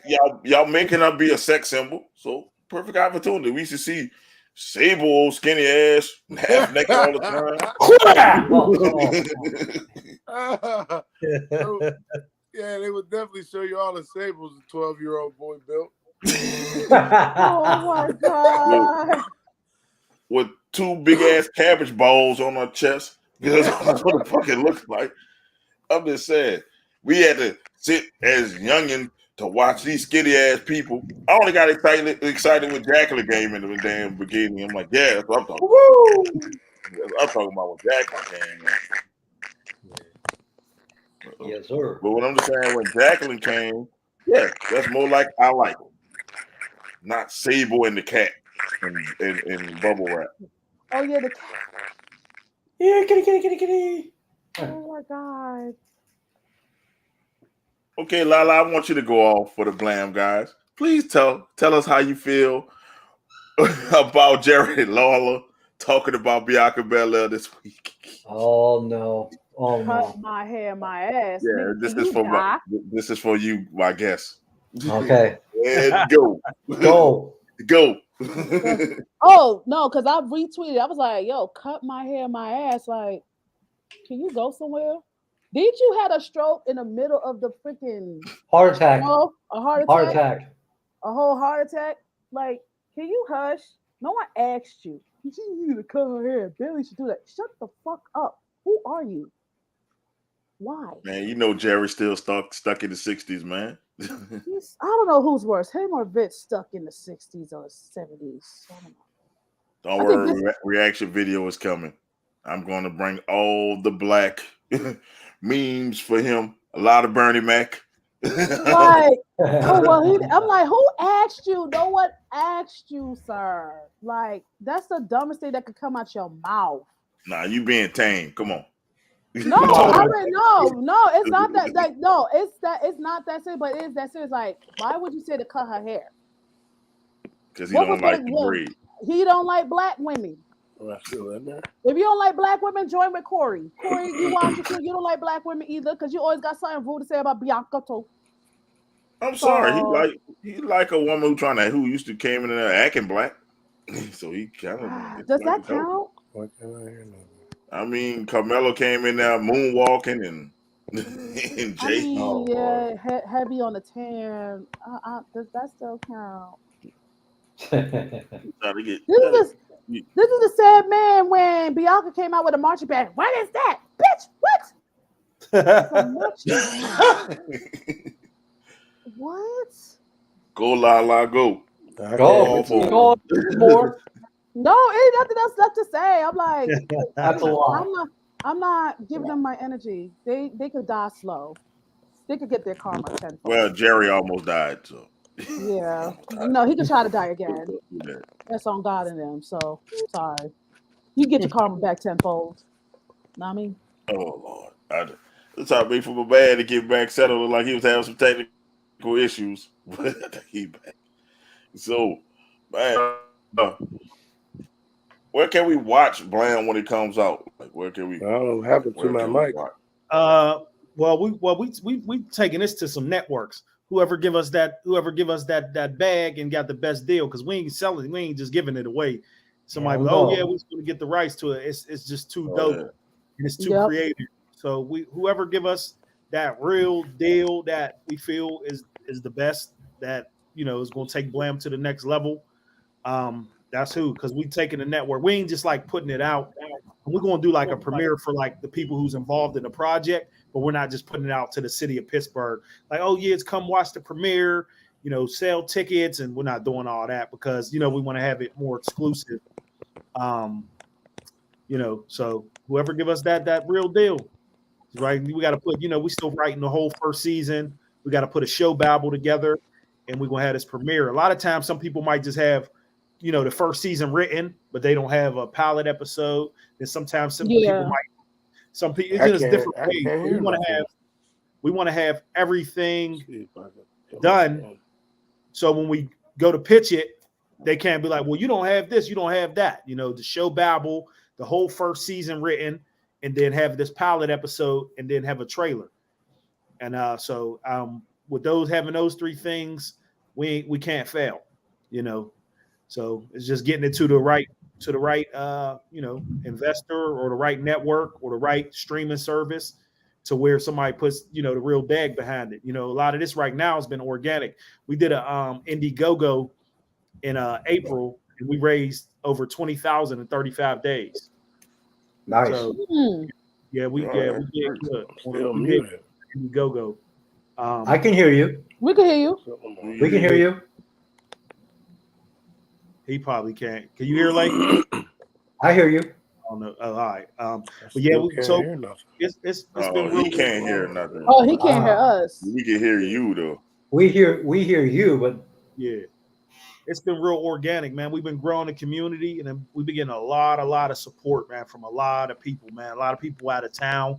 And then I do a lot of events. Like we do a lot of events, vending events. So I go set up the Blam table. I had the belts out there. I let people take pictures with the belts. I got our little wrestling ring with Blam stickers on it. So people, I just did there's a big event here. It's called Barrel and Flow. It's a Black Beer Fest here in Pittsburgh. They just in the beginning of Pittsburgh. So it's like 200 beer vendors. It's a lot of Black people who's in the beer. They come from all across the country. They set up their tents and, they pour their beer up. You pay a set price to get in and, you just get free beer all day from all the vendors. Oh my God. So we got a Blam beer that we created. I hear you. And I had the Blam beer. I had the Blam beer at that event. So I had a lot of people from out of town, learning more about Blam. Right. So we had the table set up, you know what I mean? And people, I let, my marketing thing is having them belts and letting people take pictures with the belts. You know what I mean? So I take them belts places and everybody's looking at me like, what, you a boxer? What are you doing? Yeah, I actually saw you. I saw a picture of you where you was on stage, like you was doing a comedy show. Yeah, no, I was pitching Blam. I said people thought it looked like I was doing stand-up. Yeah. I was actually at it was a film event and people was up there pitching their films. So it was for like WQED. It's a local channel here that does a lot of Pittsburgh film stuff. Mm-hmm. And I was actually pitching Blam to a crowd. I was telling them about Blam and the ins and outs of the project. So I was actually pitching the whole project to the crowd of people. So Blam beer, hey. Yeah. I can hear y'all. I wonder if y'all can hear me. Yeah, I can hear you. We can hear you. We can hear you. That's crazy. I can't hear y'all. Oh, let me reset and I'm gonna come back in a minute. Yeah. Okay. Yeah. All right. Yeah, so it's been doing great, man. It's like now, we've been shooting this palette. We got like 4 more scenes to shoot. We shot the wrestling matches first. That was the hardest thing. Get that out the way. So the first day on Saturday, May 21st, we shot like the auditions, like the wrestlers who were coming to be a part of Blam. Like the real wrestlers, the comedians, and all the characters, and they was coming to like audition. It was like, all right, let's see your best walk to the ring. Let's see y'all lock it up. See what y'all can do in the ring, one-on-ones and stuff like that, in the locker room. And then the next day we shot 5 wrestling matches, which was Sunday, May 22nd. We had shot 5 wrestling matches. So we shot a Royal Rumble that had 10 wrestlers in it. We shot our tag team champs, which was the main event, which was Duke and Gannon against guy Superior G and my man American Hoodlum. Their tag team, we created a name for them. They was called the Backyard Brawlers. So that was a name. American Hoodlum. I like that. And then we shot the guy. His name is Puff. He's from Buffalo. He's a big white guy. He's real big. He does this thing like a whip punch. His name is Puff is God. He's like real big. And then him and Mo, we had them in a wrestling match. So we had the the guys who are real big, had them against each other. We had the women's match, and then we had a match with all four of our actors. So we had the Wing Dust Winos versus Jaggernaut Gigolos. So that match was like the best, worst match ever. It was. I love these names. Funny. One thing they did, they're not real wrestlers. So they did a little bit of training. They was going on Sundays to train. So it's like, that's why I said it's the best, worst match ever, because it's hilarious, but they didn't stop moving. You know what I mean? We took a little break because the one guy got tired, but they was doing, the late night nibbler, because we created moves for him.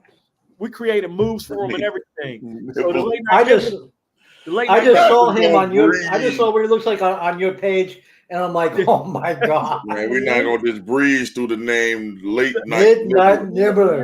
Man, these names are ridiculous. He comes with the bib on, and he got he got wings in his bib, and the Late Night Nibbler. Y'all got to go on the Blam page, the Blam Wrestling page. I went ahead and there it is. Go right there, the Late Night Nibbler. There you go, right there. He pulled up. How much fun is it to conjure up these character names and all the work? And I'm sure it's a lot of fun, but it's also hard work. How much fun do y'all have making these characters up, man? It's hilarious making the characters like unbelievable. When we be on set, sometimes we'll start laughing and we got to do another take because we're in the background cracking up. I mean, we got a character who's like the trainer for Blam. His name is Juice Jug. He's like this skinny, scrawny dude. He got like a Ezekiel Elliott jersey on. It's like a half shirt. like from the 80s. You got, pulled up. His name is I Juice. just saw the Nate Night Nibbler. Yeah. Yeah. Fred, I can't. We got characters, man. We got characters on top of characters, and that's outside of the real wrestlers. Man. You know what I mean? The real wrestlers, a lot of them guys, we just let them keep their wrestling names when they came into Blam. You know what I mean? Some guys like came with gimmicks and stuff like that, but a lot of guys came with their real wrestling name. I'm like, bro, just keep it. You know what I mean? Yeah, and it's been going great, man. It's been going great. These characters, man, we created, and we wanted to be where these characters can live on their own outside of Blam. You hear us now? Can you hear us? I don't know what I had to do, but I'm back. Cool. So the characters, we want them to be able to live on their own as that own character, like outside of Blam. Like this dude is still Ric Flair outside of whatever he does, whatever wrestling league he's in. Right. He's still his own, and that's the type of feel we want to get from Blam. Like these characters are their own characters. Like outside of Blam, it's like, yo, there goes Serenade, there goes Mr. Perfect, there goes the Late Night Nibbler, there's Rantan Rally. Like, yeah. I love this already. Bishop Backslide. So we got a guy, Bishop Backslide. He's like a shady reverend type dude. His name's Bishop Backslide. So we're gonna probably make him a manager. Man, yeah. I forgot about Bishop Backslide. Yeah, you forgot about Bishop Backslide. Oh, he is. Oh man, a crooked reverend. That's what I'm talking Not about. Bishop Backslide. A crooked reverend. And one of the pictures, we got the similar mask. I got the same mask, man. Oh yeah. My boy Lamar, he said he went to Mexico and he got one of them. Yeah, that's what I did. That's what I did. Oh yeah. Yeah, yep. Lamar, that mask I be wearing, that green one sometimes. Lamar got that from Mexico. Yep, same one. That's the Mystico mask. Yep. I got like 3 of them, man. I'm just saying, I come on them. I got 3 different masks. Yeah, and even and, you know the crazy part about the logo is like, you know, he got the mask, but you know then that's usually, you know, it's Mexican tradition per se, and the backstory behind that even gets a little bit funny. You know what I mean? We had to figure that really out. Like, okay, so the guy is actually black. You know what I'm saying? But he was brought up by like a Mexican stepfather before he had to get. So he was Prince Puma. Yeah. So and the way that he ends up, you know, he ends up being the you know, that character because he's like, you know, that's my pops, but you know, they bullying him about it in the hood, like, man, you ain't Mexican, what you know what I'm saying? But he's like, no, that's, you know, that's my pops after his real dad ran out, and he you know, he's seen his what would be his soon to be girl or whatnot, arguing with the real father, his real dad, and he's like, man, like fuck, he's run out the house on some fuck you, fuck them kids, he's cussing her out, and he runs across him like, yo, Holmes, you can't do that to her, man. You know what I'm saying? He's just a lawn worker in the area. But that's how it all starts. So he ended up falling for her. He got background to being a wrestler. He teaches, you know what I'm saying, our actual logo guy how to, you know, his moves from Mexico, and then he gets taken away. So his attachment is to that. You know what I'm saying? Because it was his stepdad. So that whole twist was like a good twist on it because we was like, you know, we didn't want no real slack on the why is he wearing a mask? That's our, you know what I mean, tradition. That goes to that. And I get it. And that was part of the twist that we wanted to have on it too. You know, because like Rey Mysterio, that's one of my favorite dudes, to be honest. Like, still to this day, he's still the most electric, you know, that I've seen. But I was like, that's the twist of that. So there's a Rey Mysterio guy in there too, you know, that actually comes up with the whole backstory about how the character was ever became the Blam first champion and the logo and all of that. So it's so many. We go so far with it, but it's like it was a good step for it though, on him being, you know, not really his dad, but he's his dad. You know what I mean? And he was in the hood too, so that's how he gets to wear the mask like he wears the mask, and he runs around, you know, jacking up the bullies. You know what I'm saying, with the mask on. You know what I mean? And they know it's him. They don't really know it's him, but that's how he carries it. So he gets his get back with the mask as a kid, and then he becomes, you know, the Blam champion later on down the road. That's some good stuff, man. Yeah. I'm just looking at some of the stuff, man. I'm like, it's good. Yeah. The characters are off the chain. I'm trying to. I just want to see the Black Lobster though. And we had did some mock interviews, like when we were just trying to see how the interviews would run and how they would look. And my partner did some mock interviews with the Black Lobster, and I mean, like we redid them with real analysts, the people that Wrestling Rick. That's Wrestling Rick. Wrestling Rick. Like an older version of Izzy when Izzy got his beard grown out. Man, it's an older version of Izzy. This is Izzy. Oh, good Lord. That's Big Izzy right there. That's why I was saying you look like him. I was like, that's why I was saying earlier. I'm like, you look like Wrestling Rick a little bit, Izzy. There you go, you grow your beard all the way out, man. Let me go back, man. You gonna tell me this ain't Izzy if Izzy was older, man? Yeah. When he grew his beard out. Yeah. Yeah, Wrestling Rick. Oh, Wrestling Rick. You can get on the show and be the son of Rick, man. Wrestlers. That would be y'all thing. Wrestlers. Well, there, Paul. Well, back in the day when you used to make moonshine up in the damn mountains there, boy, I would go to the damn mountains and get that damn possum and get that roadkill, and we just put some shit up there, man. Possum, hey, we gotta bring the possum out, bro. 5%. I want 5%. Yeah, you gotta go get that possum, and then we gotta go shoot that damn skunk. There we go, Pop. We got dinner. We good to go there, Pop. You bring out some possum soup and you could be like a Dominic Mysterio character. Ladle and an old metal possum soup. Yeah, you can passing out possum soup in the crowd. Hey. There you go, possum soup. Get you some possum soup. Possum soup and that little taste of squirrel on the side. There you go, there, Pop. We got dinner. Crazy though. This would look like Izzy would have older Izzy would have been though. This is crazy. Shit. Get that possum. Come on, you got to show your wife that picture, bro. You got to show her the picture of Wrestling Rick. Man. Oh Lord. Later. Later. I have to perform an inspection later. So I got you. I'm just saying, listen. I was going through the picture. I say, shit, that's Izzy. I say, wait a minute, that's not Izzy.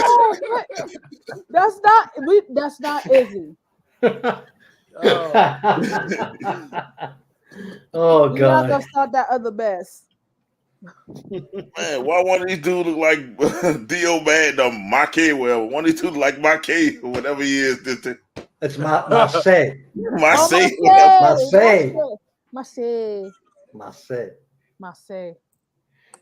Oh God. That's possum. There you go, possum. Oh man, dude got the Glock. Man, dude got the glizzy, man. Hold up. Dude got the glizzy.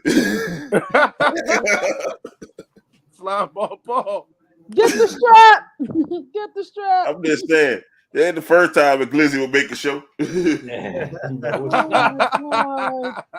I'm just saying. We actually had a live Glock showing on this show before.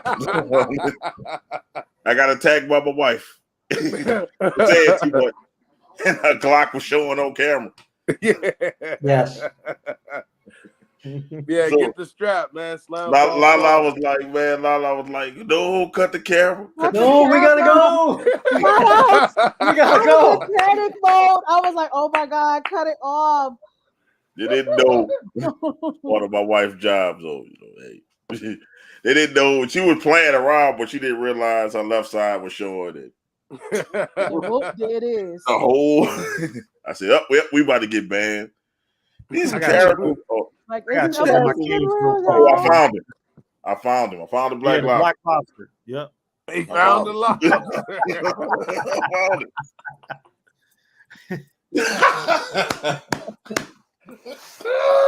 He found the lobster. Found the lobster, yes. I'll be right back. I gotta check on my kids. All right, man. Okay. Man, wait, hold up.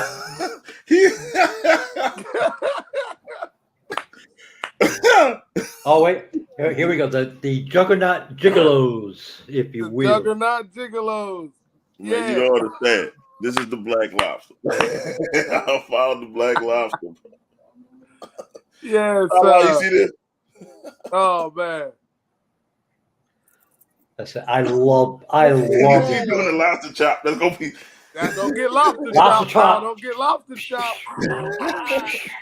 But dude got the claws on and everything. He though, got man. the claws and all. That's and even you know better. his manager / girlfriend, Butter Bay. Her name is Butter Bay, of course. She got to be Butter Bay. Butter, yeah, lobster. Yes. Yep. And she actually puts it. You know, it ain't real butter, but we make it look like that. He be butter me up, babe. And before he get on, yeah, she got to hit him with the butter. Yeah, it's a mess. It's a mess. I'll tell you, I'm curious about your Blam beer. I'm curious about that. And listen, Izzy, it's fucking good, man. How can I get my hands on it? I was actually in a car accident not too long ago, pretty bad one, but you know, God's grace, I bounced back. And he was doing a lot of running around for stuff that I couldn't physically beat him for. So I was like, I didn't even get to try it, or you know what I'm saying, like the wine and the beer, and he's like, I got it. So he got it, and we actually had it at a beer festival a couple weeks ago they had here, and it was like people was loving it. It's actually really good. The Blam beer is damn good. Man, we're going to get a little taste. Yeah, man. Hey, we got y'all. Absolutely. I'll tell you, I'm also. You know, we are beer connoisseurs on this show. Yes. Well, right now I got a daiquiri, but we know I normally drink a beer on this show. I'm looking at your belt. Your belts are beautiful. Oh man, we took the belts. We took the belts down to an AEW match, you know, and we was walking around with them, you know what I mean, and people was looking at us like, who are they? Like, what tag team is that? Like, our belts that official, and we was like, these are beautiful belts. And they get it, and they like, whoa, because it's heavy. It's, you know, we ain't pulling no punches on the belts, you know, and we got a good guy to make them, and they're real deal, you know. So people was taking pictures with them, and we was at, I think we're at a whole event, an AEW event, but they like, Blam, where's, you know, what's that? Can I take a picture with the belts? And you know, so it was a good look. And we actually had Brandon and Virgil down there at that match, and he gave us a little drop, you know, with the belts and whatnot. And we put that on the page. Yeah, so it was love, man. It was little kids running up. Yo, let me put the belt on, and they was that. I framed it with Virgil. Oh yeah, yep, you did get that one. Nice. That's dope. Virgil. Yeah. Did he charge you $20? Did he charge you money? Hey, that's the thing. Listen, that's the thing in Pittsburgh. They say, hey, when you see, hey, they be like, yeah, I seen Virgil. They be like, did he try to charge you to take a picture with him? Yeah, like, did he charge you? Man, what's up with the Blam seasoning, man? Y'all got seasoning too? Yeah. For the late night nibbler. So the late night nibbler, when he does his finishing move, he's putting seasoning on niggas. He be like, dust them up. Dust them up. Dust him up. After he hit him with the all flats and the drumstick, he got wow. He dust him up. Yeah. They got the wing dust wino seasoning too. I see. They got everything. Yeah. Oh my God. Yeah, we've been creating a whole brand around this, man. Like we just been creating products. We about to have the little wrestling cards. We're gonna do the wrestling men. That's next. You know what I mean? That's in the works. We're working on an animated series of it. Like on that page, we got like a little 30-second animation on there. Yeah, on our wrestling page. We're gonna try to do like an animation. We ain't trying, we are. So we're just trying to create a whole world around Blam, man. And so it could just whatever this might hit. You know what I mean? Somebody might see the beer, somebody might see the animated aspect of it, somebody might see one of the wrestlers. Right. Something's gonna go viral. Yeah. Something's Absolutely. gonna catch. Man, this page is I looked at it, but I'm really looking at it now because as y'all talk about it, like you can see, like you can put the right, people, yeah, you can put some things into it. Yeah. Excuse me. And I look at a lot of these wrestling leagues. I'm like, these real wrestling leagues don't even be really doing, like, they belts be looking terrible. I'm like, man, when we create this a league, we're gonna be so ahead of the curve with everything on the marketing side. It's just gonna be a walk in the park. It'll be easy because both of us is great at marketing and just like creating products and brand stuff.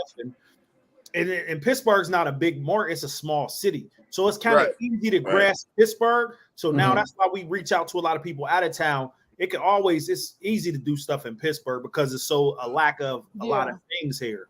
So Blam is already known in Pittsburgh, but now don't get me wrong. Everybody don't know about it. It's still like demographics. We haven't reached everybody, but for the most part, a lot of people are seeing it. And when I'm out, like, yo, man, that's what's up with Blam. And when I'm going to the store, a lot of people's paying attention to it. You know what I mean? So it's like now it's like we got to start branching it out of town. So people out of town, like, yo, there's a black wrestling TV show coming, so people know about Blam. So man, yeah, it's been a blessing though, man. It's definitely been a blessing, man. We've been going through a lot. Lay got into like a bad car crash, man. And you know what I mean? My brother got killed last year. So it's like we've been going through a lot, dealing like, the process was a bit much. Yeah, we still been staying the course of what we got to do with this project. You know what I mean? It's like we meet like every Wednesday, you know what I mean? Me and him meet, and we've been doing this probably for like the last 4 years.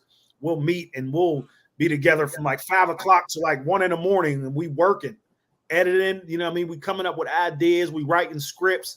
You know what I mean? And we just been doing this for, and just been working on this. But this Blam's been, the last few years. But before that, we still was meeting and working on movies and stuff like that. So it's like been a tradition for me and him. Like Wednesdays, we usually meet up and work on scripts. And yesterday we met up. We did some editing on Blam. We was editing some of the scenes because I've been filmmaking for like 17 years. I've been editing. I put out my own films, feature films, documentaries. I got like 7-8 documentaries here in Pittsburgh that I did. I did my first feature film in 2018 called Everyday Hustle. I freestyled a feature.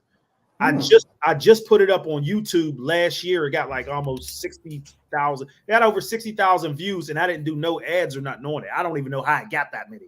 Like, truthfully, I don't know. I guess because the movie's called Everyday Hustle, so it looks like, oh, what is this? You know what I mean? The name might have grasped people, but I freestyled it. I didn't have no script and no budget. I freestyled a feature.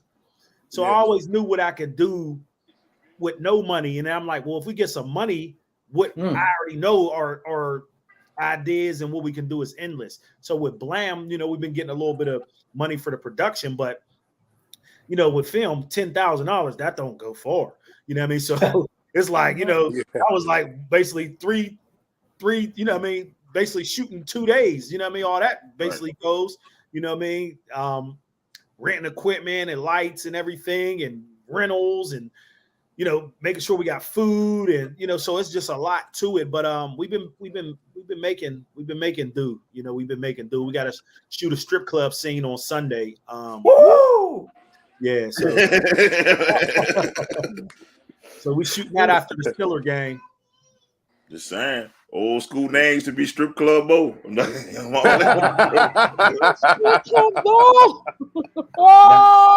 Now coming to the stage. That's what they used to find me at. Like, what strip club? Then I met the beautiful wife, and then that stopped. But I'm just saying, that shit. Back in those single days, one more at the strip club. There you go. Yeah,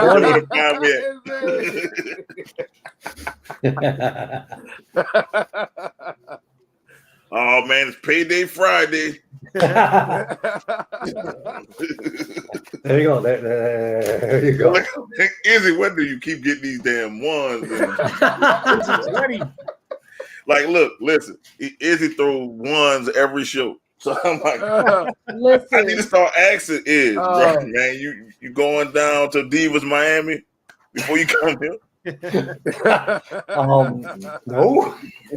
Let's just say Mrs. B takes care of my needs. Mrs. B handles her business, if you will. Man, so you gotta have the one ready. I feel that is, bro. God. Man, just the boy, look at y'all page though. It's so, man, every picture, man, now that y'all, I love it. Oh my God. It's like, man, this stuff is gonna be fire. I can see me hooked on the show when it comes out. I can see me hooked on it. We're gonna be watching like, yo, did you see that episode? Exactly. We're gonna be like, yo, whole fucking a lobster guy. Like, oh my God. And I'm like, man, we bring it up every time. I finally saw the black lobster. I actually saw a picture of the black lobster, so I could put a face with the black lobster. Right, man. Like, like I said, the crazy part about him, he's the third lobster. Like we had 2 more before him. The original dude, I wish we could. I don't think we got no photos of the original guy up there no more. But he had flaked out. Well, not necessarily flaked out. He was dealing with some personal issues. I think, a little mental health situation. So I didn't even want to make, light of it. Fun of it. But, he wasn't prepared to do it. So I'm like, damn, it sort of changed the whole narrative of why the character was even the character, So I'm like, dang, like who could we, else get? And then, my partner Jay, he sent me a picture of another guy who said he would take the role. And he had enough, like a funny shaped head. And he had enough things that we could work with to still get a little bit out of it. But I was like, it ain't nothing like the original lobster. That was it. He's built. He's super frail. He got a big head. Like I said, he got like a little bit of a skin problem that makes him look like, that. It was perfect. So I was actually hurt, man. I was like, damn, man. We looking for another lobster, bro. Like, I don't think it's going to hit the same. You know what I mean? So then the second lobster flaked out on us. We coming close to the shooting day. And I'm like, that's 2 lobsters down, and I ain't got no more Old Bay left in me, man. Like, what the fuck is going on? Old Bay left in you. Oh my God. So yeah, he's like, man, we're gonna try to see if I can reach out to somebody else.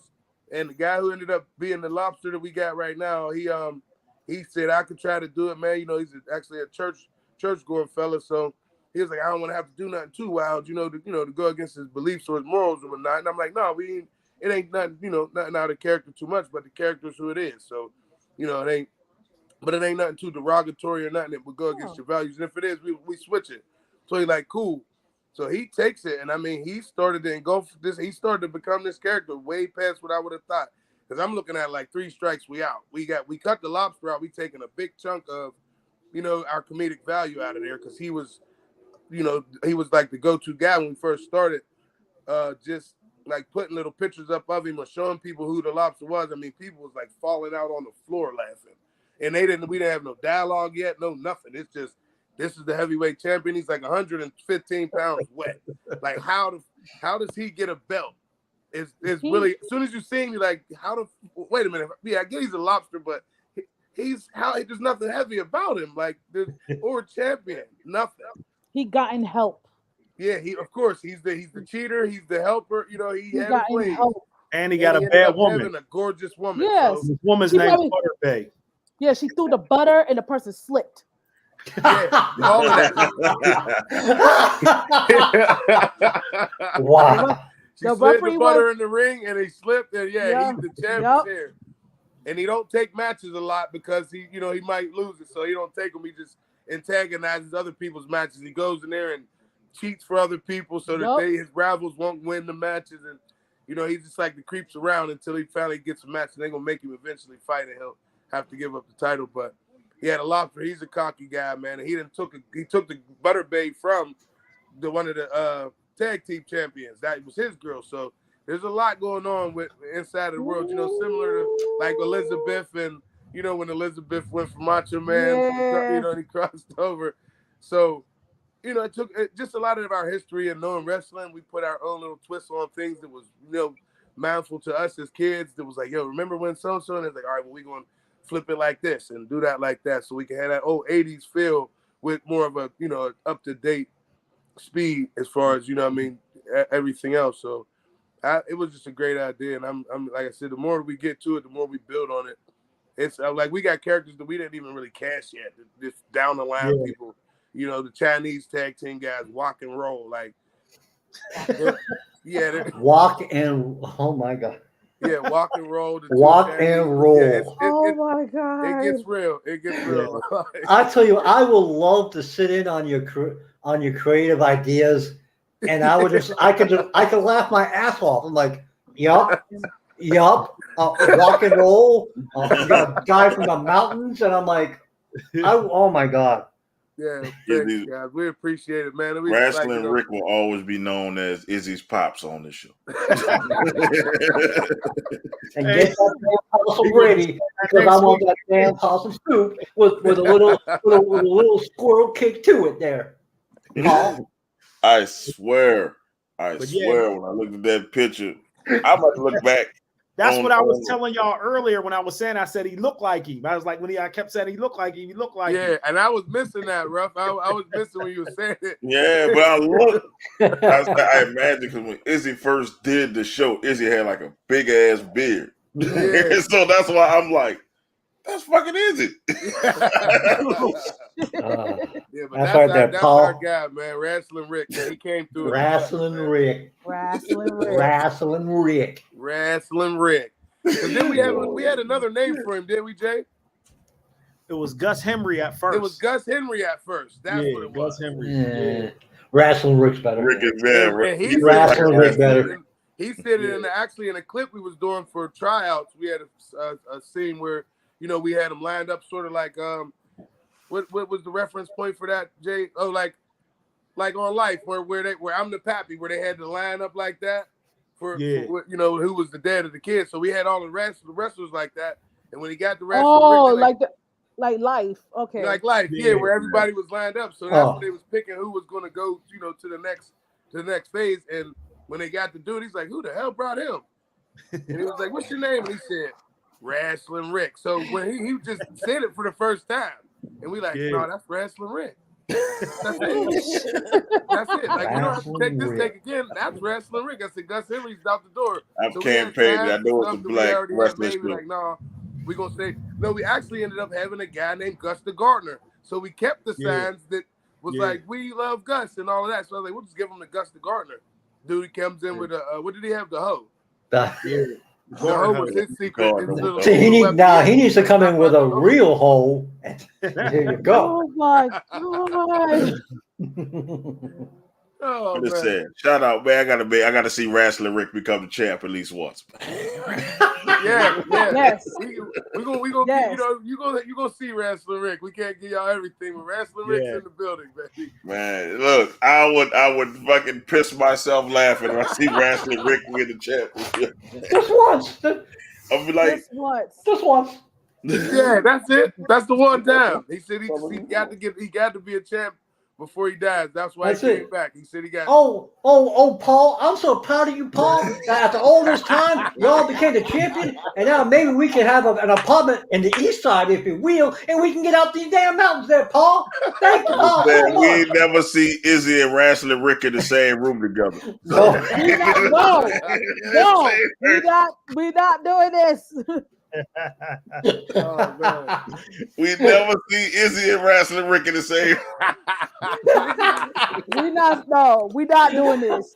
We're not doing this. Well, what we're talking about, I made a conspiracy theory that Andrade and Miro, they're the same person. Because you never see them together. They're the same person. They have different schedules. Miro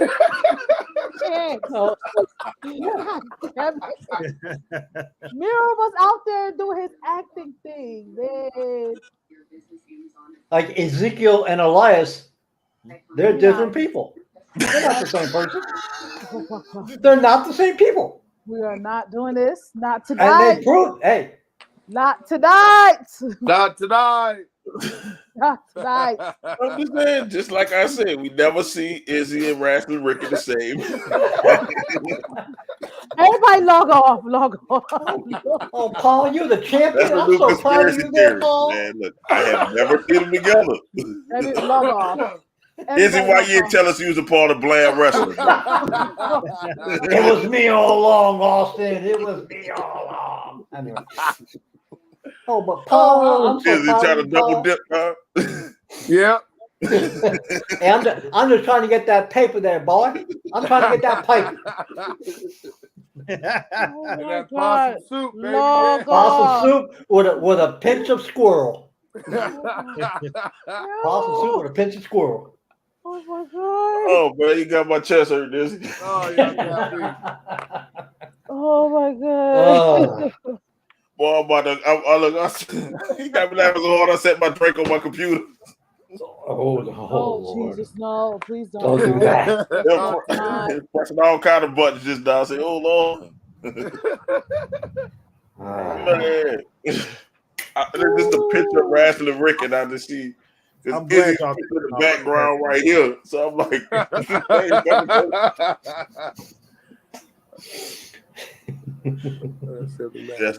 that's you when you get older, is. Make sure y'all join the bed, man.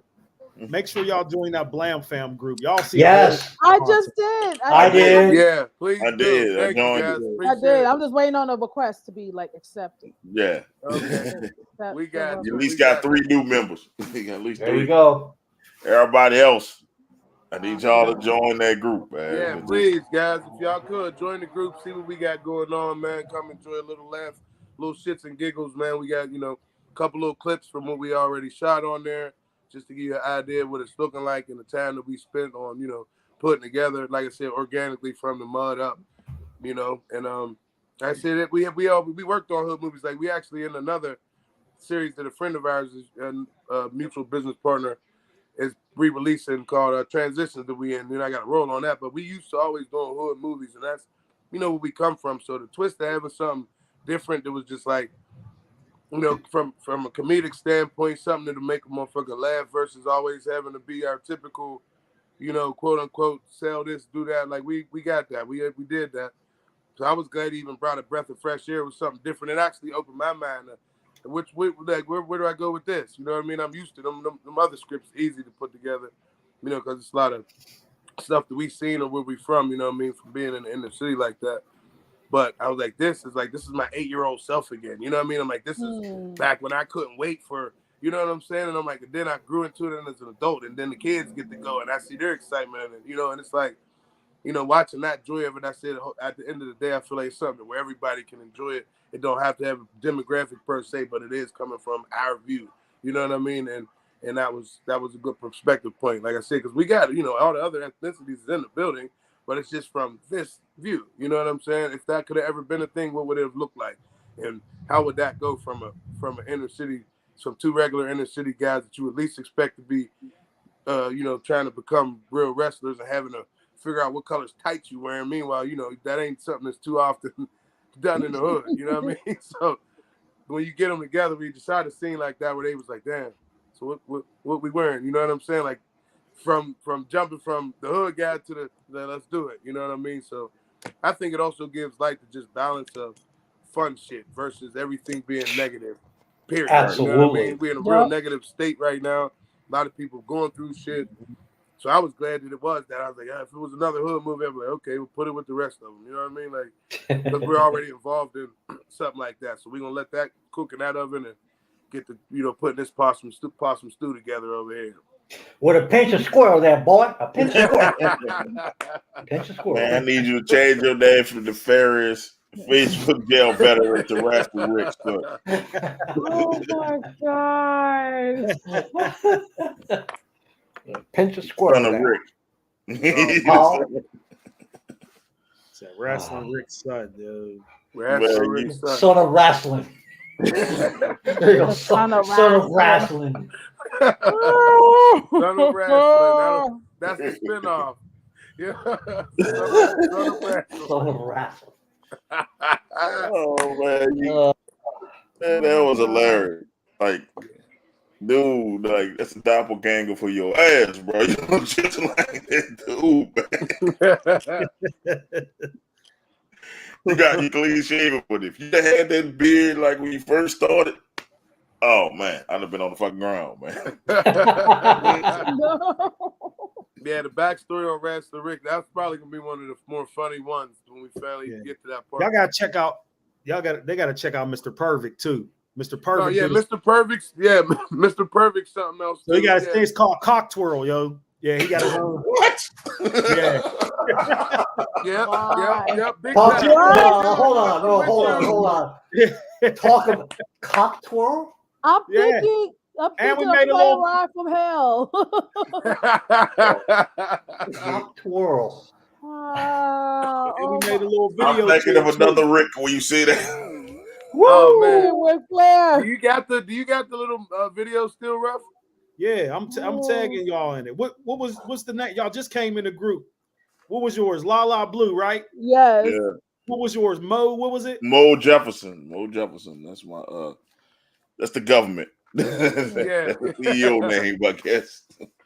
Yeah, that's my real deal on here. And I'm Ishmael. I just tagged y'all on Mr. Perfect's video. Oh, geez, I gotta see this. It came from an interview. It was an interview that I turned into like a little basically like how they do the viral videos, little music video. I just tagged y'all in it in Blam. Oh, I see it. Yeah, because he spells his name with a CT at the end, so that it got spun off of that. CT for cock. Man.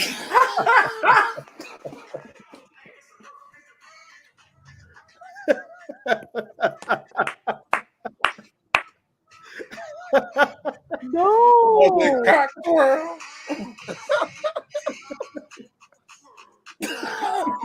Man, do we have the MC Hammer pumps in the I'm a loss for words. Oh my God.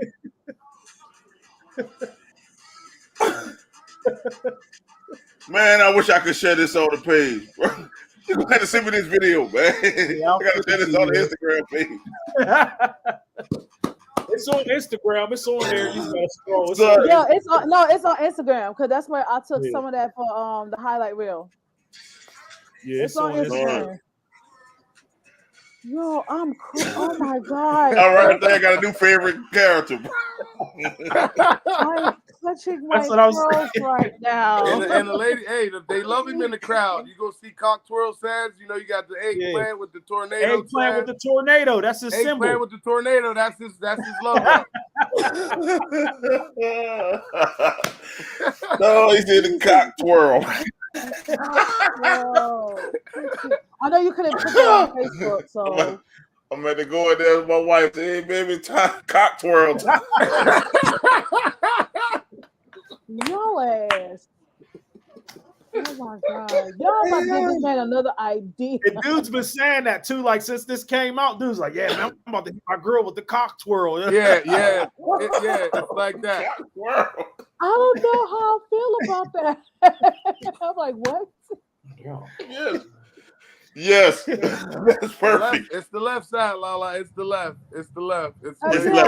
We're all the way left now. We're all the way there's left. No more. There's no more right. Oh my God. Bruh, I thought the panda story was the best story ever. I think this one takes it. The cock twirl.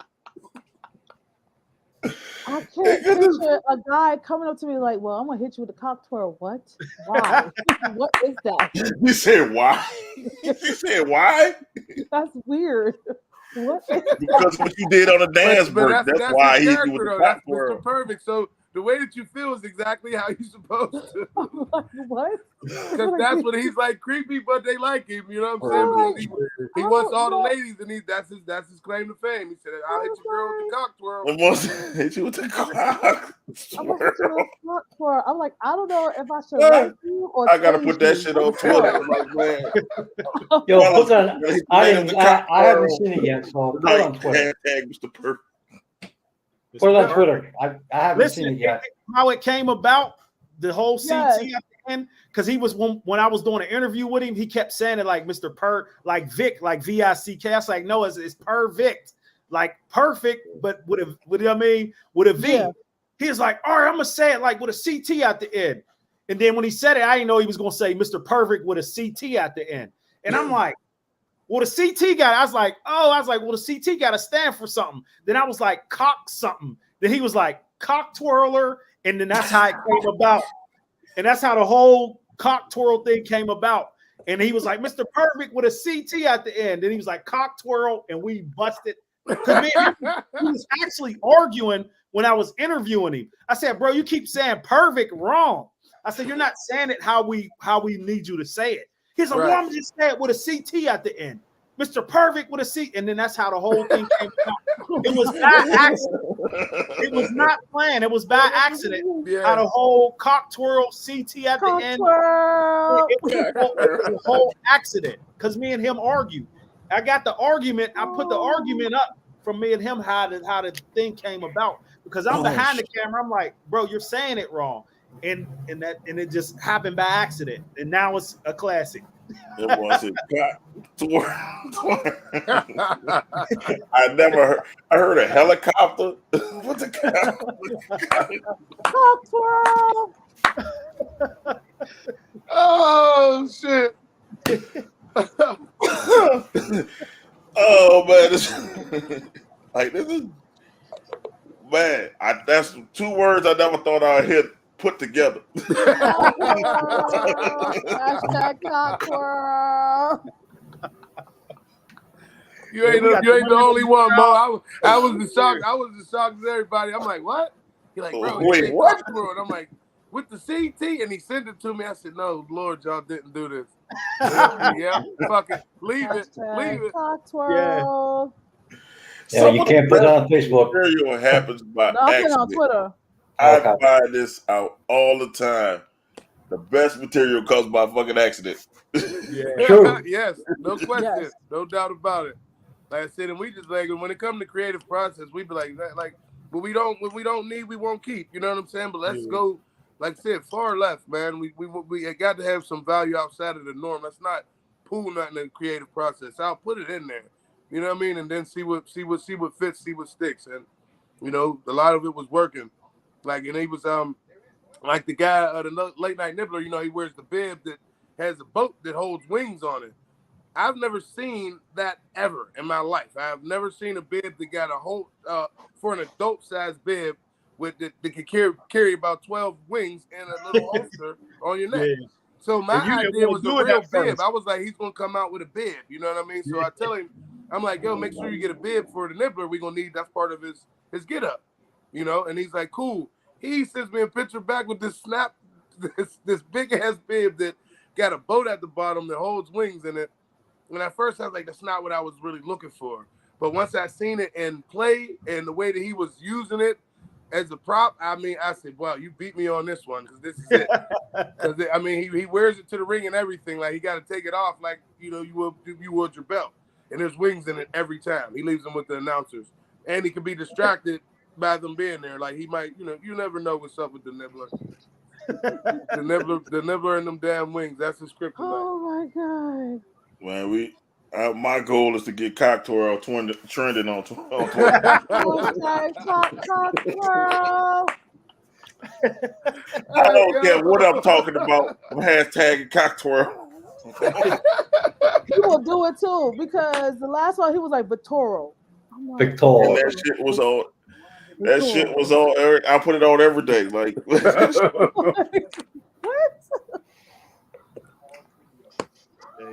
Oh man. Yeah, so it's been a hell of a ride, man. I'm just eager to see what happens from here. Yeah, like somebody gotta give us them M's for this Blam, man. It's too creative, man. It's too. Oh my you know god! What I mean? Absolutely. Yeah. Absolutely. I can't wait to see it. That's what I'm saying. Now it's like I want to see it. Absolutely, yes. I'm waiting for it to drop. I am dying to see these characters. Like, dying to see them. Like straight binge watching. Like, man, it's gonna binge watch. We're gonna talk about it. Wow, we're gonna end up talking about it. Did you see what Paul did to that possum there suit there, boy? Hey, man, you see what Izzy Daddy did this week?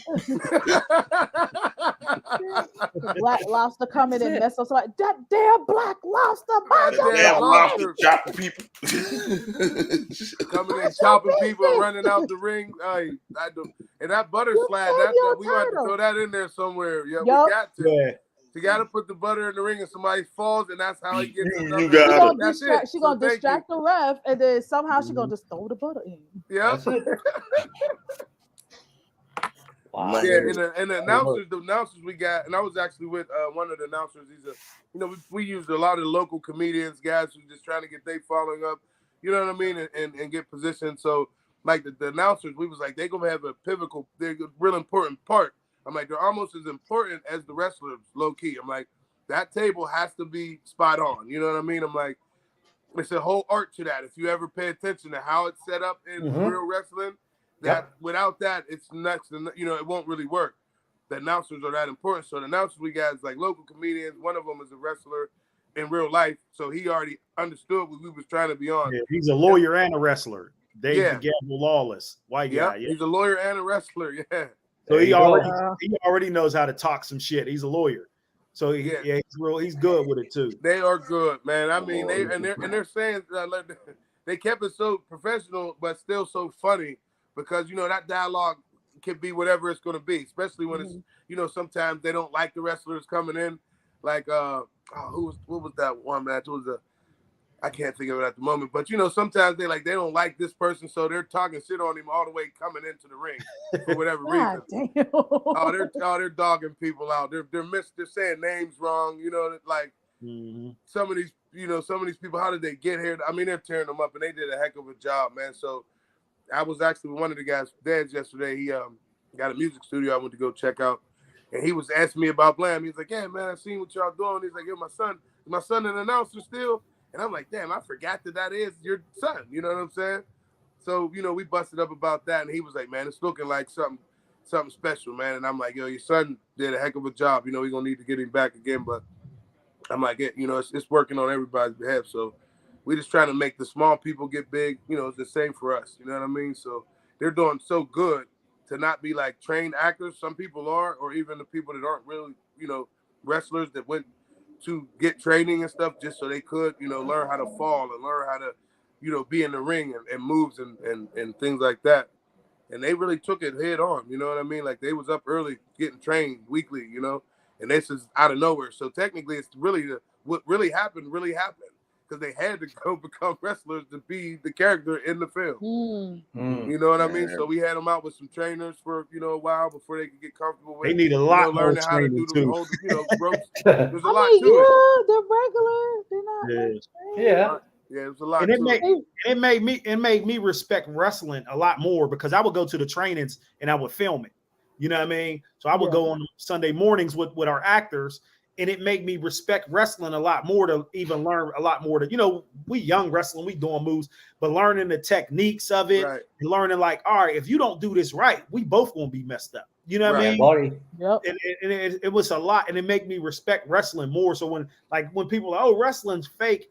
No, wrestling's not. No, it's not. No. The neck broke. You know what I mean? So it's fake. You know what I mean? So when people hate try to say that, they're like, oh, wrestling's fake. I'm like, come here, let me do an ankle lock with you. Yeah. Hey, let me do a real figure four on your ass. Yeah. Let me do a real DDT on your ass. Exactly. No, my favorite was like, oh, you want to wrestle in the bed? Oh yeah, sure. Lay right there so I can do the elbow drop. Stay right there. Let's go. Hold on a second. Let's go. You're like, wait, LaLa. Straight up. Macho Man elbow. Let me do it right. Let me do it right. Stay right there. Yeah. And them dudes that jump off of stuff, and I'm like, even if they land, their body is still taking a beat, man. Yes. I mean, it's just no question. Like I said, if you see, it wasn't the Rivals, but it was Rey Mysterio's. Everybody had a segment, and Ray got one. And like the amount of flips, the amount of them moves, they had like a number for it. It was crazy. You know what I mean? Like, and for him to put himself through that and be that much of the high flyer of our generation like that, I'm like, that shit wasn't, like you said, there's nothing fake about it. To be able to, the timing, the actual, the training you got to do to just so that we can be entertained on that level. You know what I mean? It's like, you got to have a respect for that, man. And I was always my guy, but when they showed his episode, it was like, it sort of blew me away. I'm like, damn, I forgot really how much shit Ray was doing and what he was really going through, man, for a while. Yes. To become this character, you know what I mean? And they wanted to scrap it a couple times, and then they brought him back in another league. I'm like, yo, man, I forgot all of that too. I'm like, so this shit is more real than people give it. So we wanted to have that same effect, like for somebody who would just be an average Joe, that same story. You know what I mean? That from nothing to something story and fame, and they get the same accolade. Like, because after they become who they are, the two, the Wing Dust Winos, now people looking at them like, yo, they're going to Winos. You know what I'm saying? And it's like, yeah, that's how that goes. And they get comfortable becoming actual, superstars in that world. Man, it is great, man. This is better than what I saw myself get into, man. I'm like, it's like the characters bored, man. Because every time y'all talk about a character, it's like, okay, I got a favorite character. Okay, I'm gonna look up this character. Yeah, there's Y'all another character that y'all does about to something. get a whole headache. There's another character that does something that's more like. First it was the lobster. I'm like, why does what the hell is a black lobster? And then it was wrestling Rick because he looked like Izzy. Like, come on, like Izzy. Yeah. The cock twirl took me out. I'm done.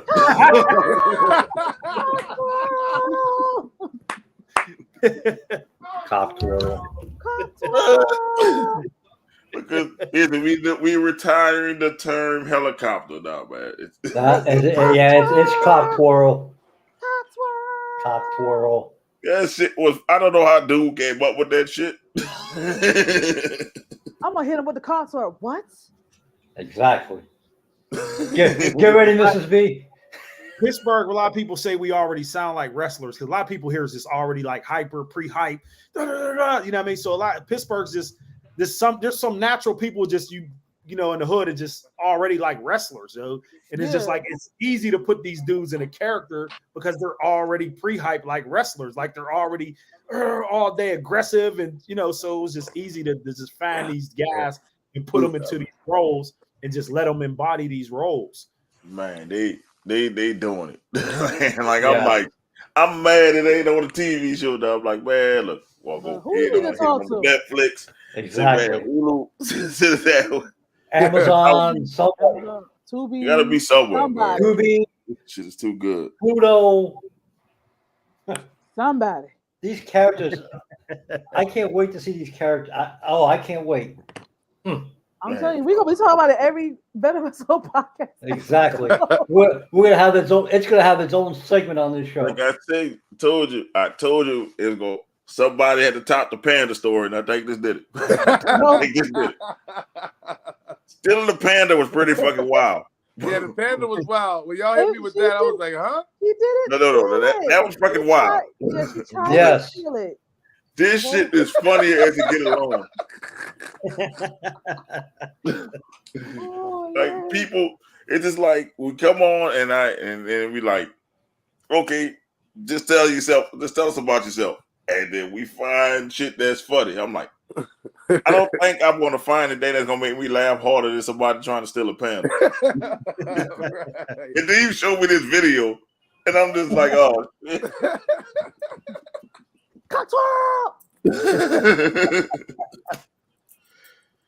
Hey, Jay, do you got that interview in the group with you and Lobster? Yeah, it's in there. It's in there somewhere. I have to scroll down. I had just shared it again in the group a few days ago. Oh, okay. The Wold, you got competition. Wold, you got competition. Wold, when you come back, oh. you got competition because I said I don't think nothing is gonna make me laugh harder than that. And then he hit me with that video. I'm like, oh shit. Yeah, he sent me that. I was at work, and when I'm talking about, I bust out, and they all looking at me. I'm like, I gotta leave the floor, man. I said, this cock twirl shit took me out, man. I knew it, but I'm gonna have to film one. I'm about to show my wife and then tell her reaction of what the fuck my wife said. I said, look at the video. Hey, man. Yeah. That shit was genius, man. Yeah. That shit was genius, man. And then to come to find out it's because he was saying it wrong. Yeah. The whole time. Yep. And that's how that shit happened, man. Because if he said it right, we wouldn't have got cock twirl. Nope. I tagged y'all in the Black Lobster interview. So it's in the Blam fam group. So I tagged y'all on it. Y'all check it out. Like I said, he really saved us on that character big time, man. Because we didn't know where we was gonna go, what to do, and I was like, Jay will tell you, I was like fed up. I was you wanted to can it. You was like, man, we're gonna have to can the Black Lobster. Yeah, because when he sent me the picture of him, and I know we know him, but I'm like, he's not it. Like, he doesn't carry none of the mannerisms that we needed for the character. Like, he's too. But when he became him, I said I was wrong. I was fucking wrong. He got this one. He carried it, and he was able to fit. We didn't have to rebad his outfits or nothing. We were still able to work that, get his stuff together. We had to change it. We did have like they had the Speedos. Yeah, we had Speedos at first, but he didn't want to do that. He was like, "Give me some leggings," so we got him some tights. So the Speedos was really the initial lobster. Not him rubbing his belt as if he rubbing his belly. Man, dude up there.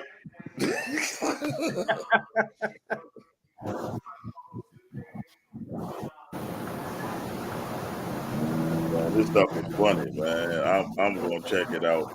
Yeah, whenever y'all got time, Yeah, we got plenty of content. Yeah, whenever you got time, we got a bunch of clips and content, so you can get used to some more of the characters, some of the ones we might not have mentioned. But yeah, that's the gist of it, man. And that's that. I'm glad that y'all enjoyed it. I'm glad we was able to get some laughs out of you guys too and get a little understanding. Man, we appreciate somebody stuff static. Yeah. But man, I appreciate you guys for stopping by, man. Absolutely. Thank you. Thank you guys. Man, look, I got your number, man. Anytime you got mine, anytime y'all want to stop through. Yes, sir. Man, yes. Yeah, we appreciate y'all, man. Again, thanks for having us. It's been a pleasure. Like it was kind of cool to cause we, us working on it, we don't talk about it a lot outside of what we doing to work on it. So like the way that we just busted with y'all was like good for us. You know what I mean? Because we got to revisit it. Some people I didn't forget because it's still our job in a sense. So we forgetting characters and this and that, but just bringing it back to light like that, and getting to see y'all reaction to some things that was major for us. So again, thanks for having us. We appreciate y'all, and hopefully we'll be able to see y'all in the near future, man. Oh, man, definitely. Hell yeah. Man, big up to Blam Wrestling, man. Y'all check them out, people. Buy their merch. Buy their merch. And their beer. Send me the link for your merch, and I'm going to put it on our page. No doubt. We'll tell them how to get to y'all link and stuff. Man, I appreciate y'all again. Top man. world. Blessed evening, man. It was nothing but love, man. Hope to see y'all again. I appreciate y'all. Oh, definitely, Thank you. man. Definitely. Thank y'all for stopping by. Thank y'all. Yes, just scroll down Blam Fam, man. There's plenty of content, man. Y'all go see Blam Fam. I need everybody to go to Blam Fam. Go to Blam Fam. Yeah, go. Come kick it with Hopefully, us, man. I don't watch it. I don't watch the content. Welcome to the world of Blam, and y'all are the fam. Yes, sir. Go watch Izzy Dad on Blam Fam. Come on there, Paul. Come on. Go and get some possum soup with possum soup with a pinch of squirrel. Oh All right, so y'all have a good one. Yes, thank you. Thank you so much. Yes, peace and blessings to you all, man. Thank you. All right. Thank y'all. Take care. Yes, sir. You the same. All right. Outstanding. Oh my God. Oh, man, great. How can you not be invested in these characters that these guys are producing? Wow. Cock twirl. Cock twirl. You gotta look out for the cock twirl. He's drinking his daiquiri. And drinking his daiquiri. Roll you by this is me. Get ready. The whole time. Cock twirl. Man. This retired. LaLa better than LaLa. I got two of the most memorable interviews came from me. By the way, y'all send me that. I've never received it, so send me that. The cock twirl. Yeah. Oh yeah, you ain't on IG. He sent it to me. No, I'm not on IG.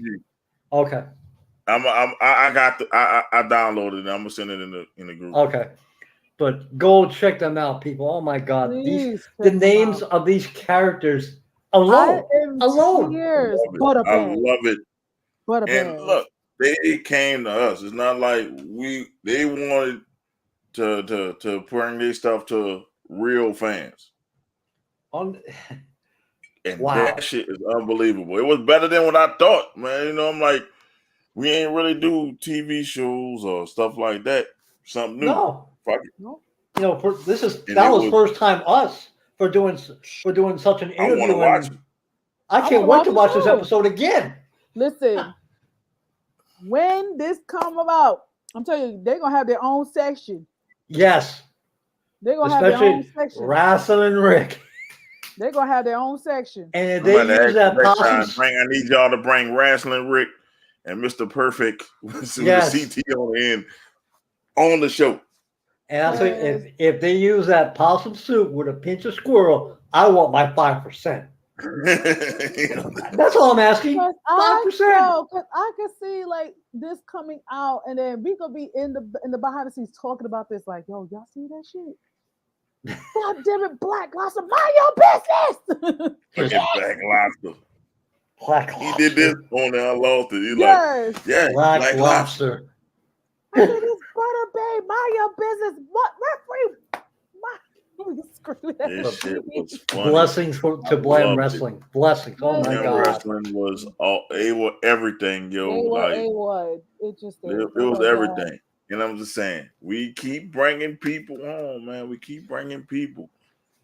We keep entertaining y'all with people, man. Like, come on, people. Like, you're not gonna get this. Fuck Thursday Night Football, man. Ain't nothing going on with that. Listen, man. If you missed this, you missed in the words of Mike Cobb, you missed a banger. Another banger. We bought y'all. Y'all want to talk about football? Y'all say it for Friday, because man, look, ain't nothing we can talk about but cock twirl, because that shit took me. Yes, cock twirl. Cock twirl. Crab, the crab. It took me out, man, because it's lost chop. You're done. Next side. Man, this is funny. I'm glad they came on the show. I'm in tears. I'm happy they came on the show. Yes. Oh, yes. I appreciate them. Like, I appreciate Blam Wrestling and the Blam fam. Blam fam times Venom fam makes it big, man. And I thank y'all. And man, they must have cut y'all off guard because y'all was quiet the whole time. I was interested in the stories and the characters, and I'm like, wow. And like the time they took, because during the pandemic, like when everything shut down, they were great. As I said, I would have loved to have been in that creative room and just to hear their stories. I think we just was in it. I think we were in it. I think that's how it happened. And gave them some ideas. I think it was great though, man. It was great. And if you missed it, just watch it again. Watch it again. Watch this episode. This is an episode. This and the World episode you could watch over and over again. Those two. All our episodes you can watch over and over, but this particular episode and the Worlds episode. These two are my top two. Like, I laughed so hard on those two.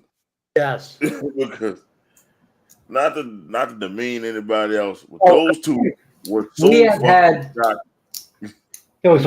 good stories, but wow. To sit in on a television production and have an idea of what they have to go through to put on a product, it's just amazing just to listen to. It was ridiculous. It was funny, and knowing the characters and knowing how they did, and knowing some of the backstories, and how they started this. Yep, it's like similar path and to the how backgrounds that they have too. Like they done music videos, they done filming, so it's nothing like, okay, this is brand new. No, they already been doing this, but now they put in some wrestling. Uncle Murder Show was a good show. Yes, yes. Murder too. Because I got yoked up. That's the only reason why the Glock made an appearance on Murder Show. It's the only reason why you saying you like Uncle Murder Show. Which Uncle Murder Show? Because we had two. We had two. Probably the where you called your shot. Oh yeah, that was the first Uncle Murder Show. And you had Murder was one of the people that came on twice. Mike Cobb came on twice. I like Mike Cobb's too. Mike Cobb was a good show. Let me see, Dillinger. We didn't have LaLa's been on, and LaLa been on multiple times. Dillinger, Lamar was twice. Zahir was good. We've never had a bad episode. I can say that and not be arrogant about it. Never. No. I almost looked like I got kidnapped, but it was my laptop was not plugged in. Oh man, first off, I want to say shout out to Sir Merrick Donovan for making the PWI 500. Yes. Oh God, we Him got and Ron Hunt. Ron Hunt. Ron Hunt. Shout out to y'all fellas. Keep doing what y'all doing, man. I'm glad y'all got recognized. Oh wait, shout out to Ruthless LaLa too, because she was on the Black 5. Yes, we talk about the Black one. Yep. We talk about the 500. Oh, I know the 500. What a joke! Hunt. It's a joke. Big Daddy. Shout out we to talking about the list for Roman Reigns #1.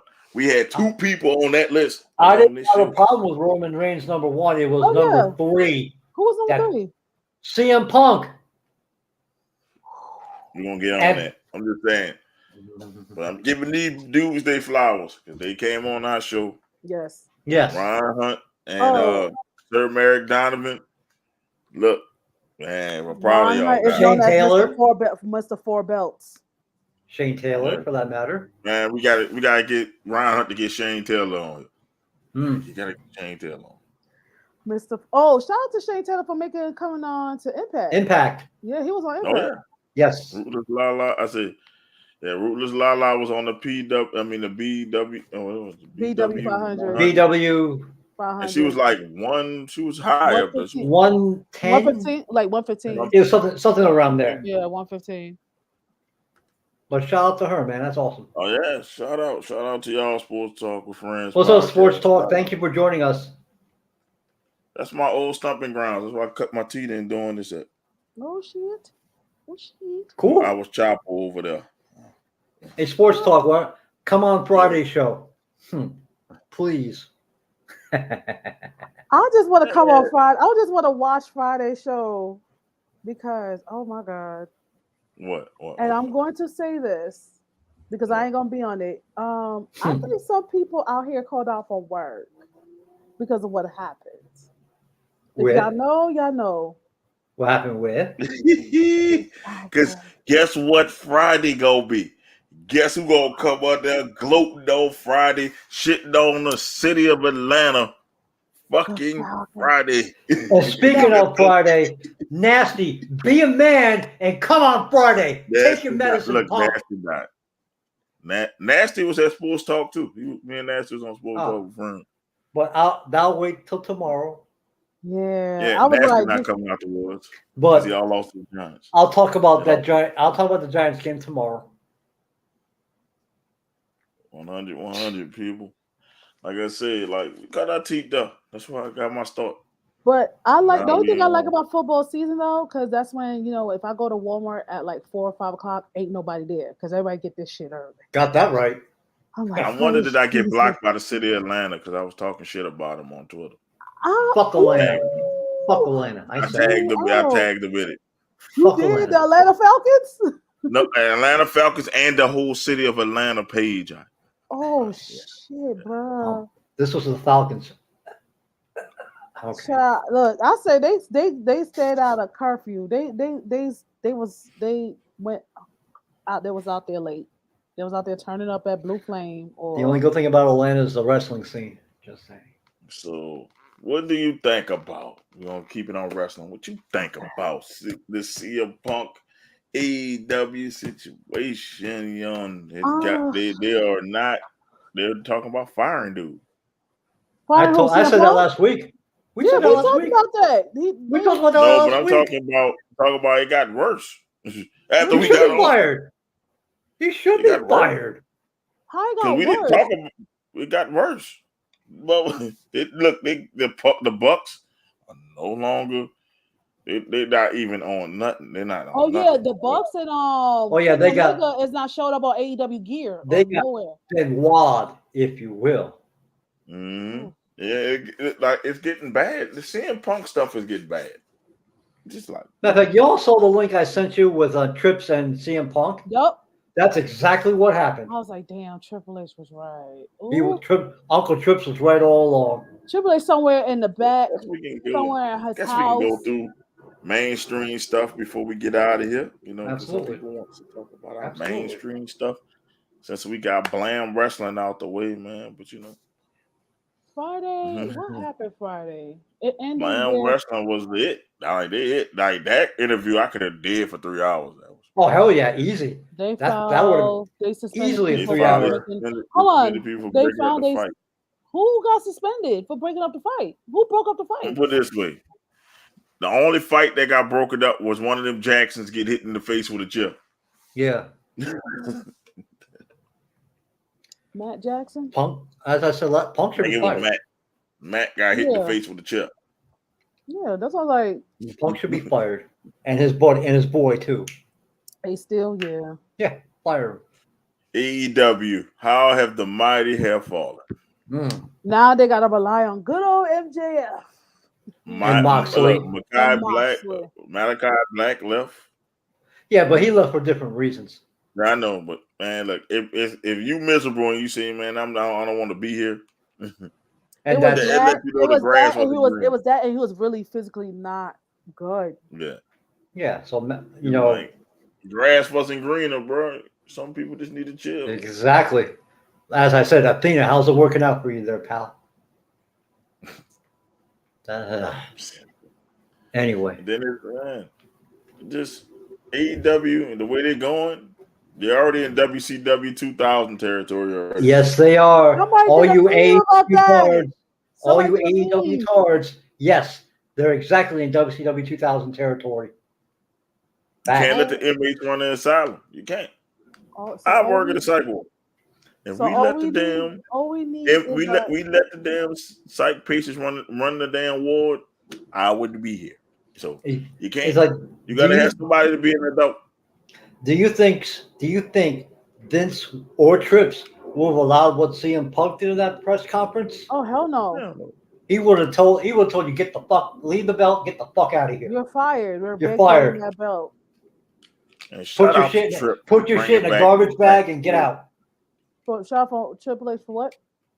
Shout out to Trish for bringing back the black and gold brand. Yes. Yes, thank you. Actually, show whomever. That was badass at the end of NXT when. Shout out to Shawn Michaels for signing Hank. Yes. Security guard. Pat Buck. No, Pat Buck was in the motherfucker. Pat Buck was throwing haymakers, man.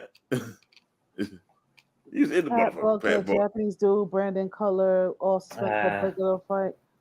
Okay, so that fight. The motherfuckers was fighting, man. They was not breaking that shit up. We have security for that. Why are people making a big deal of the Bucks putting out feelers to WWE? What? I don't see the big deal. If they did, baby. Yes, we'll talk about Solo. We can talk about it now. Fuck AEW. Okay, you're right. Solo. Did it for the bloodline? Did it for the bloodline? That's not the belts I thought Solo was gonna get, but I know Solo was gonna get a belt. Listen, all I know, they about to kick Sammy the fuck out. That part, all I know, the look on Melo's face when he saw Solo. He's like, he said, "Shit." He's going anyway. He's going to mean anyway. This man went to Twitter, was like, "Shit." I did not know. He went to Twitter, was like, "I did not lose the North American champion. The North American championship lost me." I'm like, "Bitch, what?" That's beautiful if you think about that. I was like, okay, dude, okay. So is the North American Championship gonna be defended on SmackDown? Because that's what Solo is. I don't know. Who knows? Why not have Solo go back down and defend the belt? Or have the NXT kids come upstairs. Come on, they gotta come upstairs. You gotta come get it. Come upstairs. And you know something? There is now hope for those NXT kids when they get called up to the roster now. Yep. Now there's hope. Bring your ass up there and try to see you can take that belt. If you can't, well, try. Thank you for coming. Like Solo is now have the bloodline. They all got belts. You know the only one that don't have a belt? Sammy. He's gonna get his ass kicked so bad. But they're gonna be like, "Oh, well, Paul doesn't have a belt. Paul is the wise man. That's exactly. Oh, yes, holds the belts. Paul holds the belts. He holds the belts. He holds the belts. So like, there's only one room for one non-Samoan in there. There's only one room. There's only room for one non-Samoan in this. And that's Paul. That's Paul. You gotta go. Sammy's gonna get He has built rapport with the Anoa'i family. Yes. Sammy, what Poor have you done Sammy. lately? You got to feel for him when he gets his ass kicked. I'm just gonna pray. No, I'm not. Because nobody thought he was part of the bloodline. Yo, I Keyword, mean the blood. Valentine's. What happened? Like he jumped in to save Solo for getting hit for the chair by Drew McIntyre. I was like, Yep. Okay, brownie points. Jay don't like you. Jay don't like him at all. Oh my god. Speaking of Drew McIntyre, you seen the female Drew McIntyre on NXT?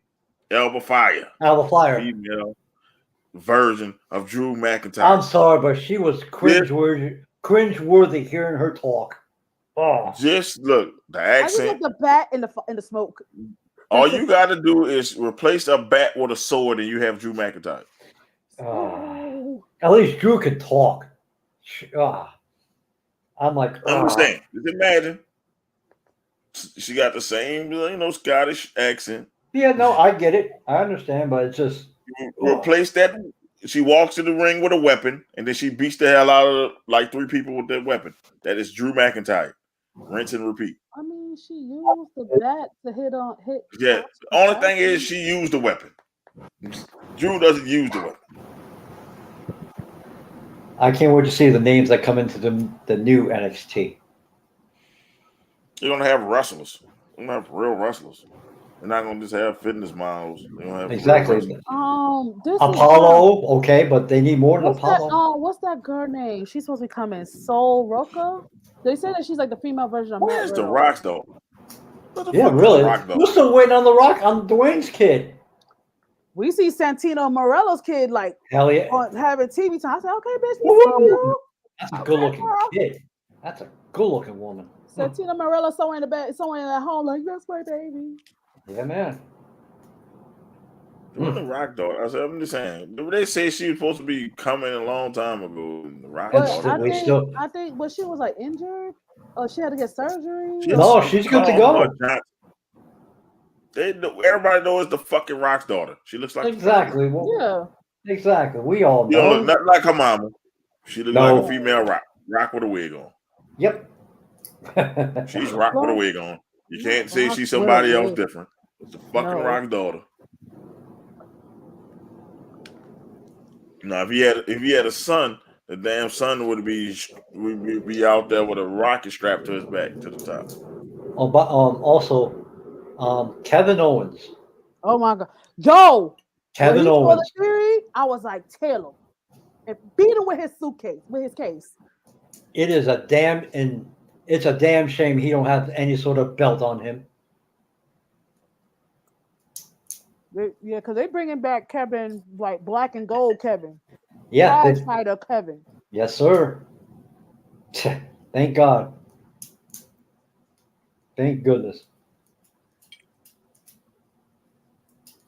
Yeah. It was nice to see fucking oh hell. What's his name? With MVP's guy.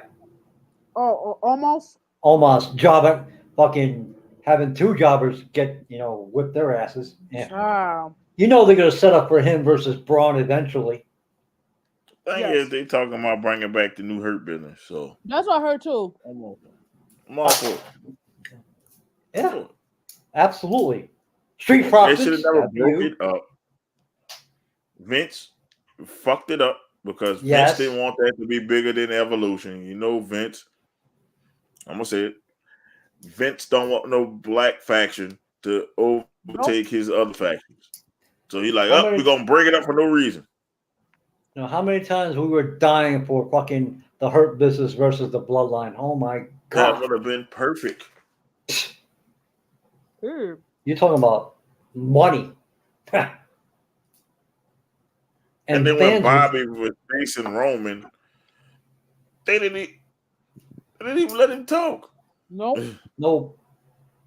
That pissed me off. I'm like, they didn't let the 2 people who wanted to talk. We was like, let MVP and Paul talk at it. Go at it. Absolutely. The promos back and forth between those 2 would have been gold. But no, platinum, whatever you want to call it. We didn't get that. I'm like, you know what? Y'all some sucker assholes. You some dumb fucks. Just saying, dumb fucks. Seth Rollins Can't get mad with him. I think with Seth That's Rollins my and Matt boy. Riddle is You over. can't. Seth Rollins he's great. Is the feud with Seth Rollins and Matt Riddle over? I hope not. I don't know. It looked like it's not over. First of all, where did Finn Balor get that purple bandana from? Great match. That was a good match, by the way. It was a good match, but I see Finn Balor come back in the ring with the purple bandana like he was repping Judgment Day. Let's see. Dominic, nice pre-taped promo there. Just saying. Nice pre-taped Rhea promo. taught him well. That's a Rhea's your poppy. Yes. I need to get me that Judgment Day shirt. Whatever Poppy wants, Poppy gets. Yep. Yeah. I need to get that shirt and I'll tell you, Dominic needs to say one sentence. Eddie was my father. Forget it. He's talking about heel heat forever. People was chanting Eddie's son. Yes. To the audience. I said, I know you. Yup. Why? Why?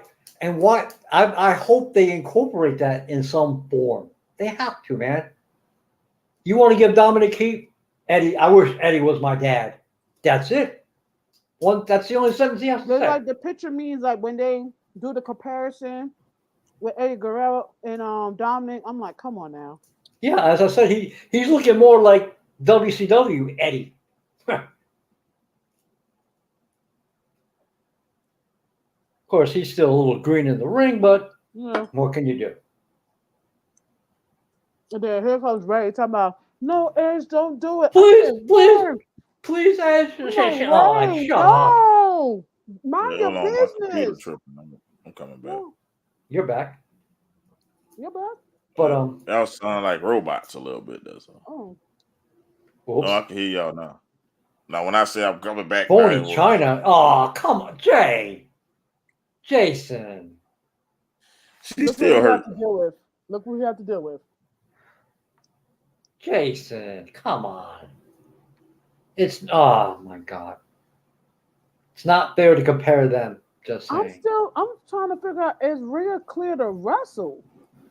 Yeah, because she hasn't wrestled yet.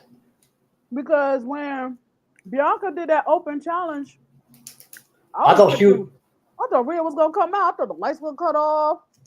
That would have been cool, but yeah, you got to wonder, has she recovered from her concussion yet? She probably did, but they're playing it safe. I think they're going. I really think, to play like y'all said, with Legado coming in, she gonna beef with your girl, man. Well, yes, and Legado is gonna come in. Might free the wagon. Might free the wagons. Free the wagon. Oh, just saying.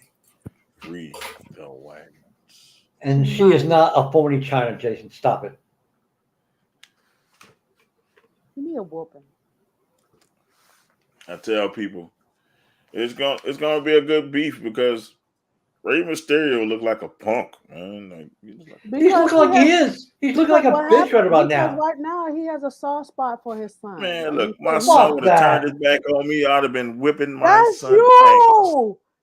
That's you. Look, Edge was like, yo, son or not, he is old enough to drink. He's old enough to drive. He's old enough to smoke. He's old enough to catch these hands. He was like, he was old enough to get his ass whooped. Like, Edge was like, yo, that ain't my nephew no more. We about to fight. Exactly. I don't want to do it. I don't want to do this, but I'm going to. Edge was about to freaking end him until Ray comes in. Like, no, por favor. Ray. Yep. I'm like, Ray, move, baby. You gotta move. So they would just write Edge off TV for right now. Yeah. And I think that's gonna bring Legado in. Because what it said is that his last match is gonna be like next year, SummerSlam. Yep. We know, Jay. We've been saying that for 2 weeks, pal. We've been saying that for longer than 2 weeks. Yeah, because Ray Mysterio and Dominic, they made a trip down to NXT. I think Dominic had a match. So it's like, what's gonna end up happening is that the Legado's gonna come in and step in for Judgment. Oh my God, the fight between I can't wait for that. And Legado and Ray versus the Judgment Day. Sign me up for that. God. Sign me up for that. I'm still stuck on that bit. I'm still stuck on that bandana Finn was wearing. I said, Finn, where you got that bandana from, baby? Because she was not wearing that shit earlier. No, he wasn't. He had on the long scarf on his pants. I was like, wait. So he's like, okay, let me put this on so it can look cool. Yeah. I think somebody was like, where did he get that bandana from? Somebody said Party City. Somebody said he got it from the beauty supply. Mo's computer is acting up. Oh no, I'm right here. Oh, my bad. Like, okay. Yo, I'm in tears. I was looking down. Okay. You know, I'm still trying to run the Venomous smoke pool. So okay. And then they had like So people buying squares. So if you see me looking down, that's me. Okay. There's like a TikTok. Handling business. There's a TikTok where you see like Finn, like a video of Finn Balor, and then it goes to another video of somebody doing like the sea walk on stage. Finn Balor, and you hear the Judgment Day song in the background. I gotta find that TikTok. I said, man, Finn, that bandana. That match with Bianca and Sonya, it was okay. I was still like, Sonya, why are you here? I was waiting for Rhea or Bailey. Bailey. But you see, they trying to hold off with Bailey and Bianca for like a pay-per-view. As they should. Like same thing with Rhea and Bianca, a big ass pay-per-view, because they could make a story behind Bianca and Rhea. We started out with NXT together. Yeah. You was at the Royal Rumble. You beat me for the Royal Rumble. Yada yada. It's all about you. You made it about you. Type of shit. I'm here for that feud. I mean, too bad Raquel don't got that persona no more. God, please split up from Aaliyah. Go to SmackDown, please. I mean, they're both for Smack. Aaliyah and Raquel. Oh God, please don't. No need for a fucking rematch. Do your own thing. No more. Like that's it. Keep it on Damage Control. That's enough.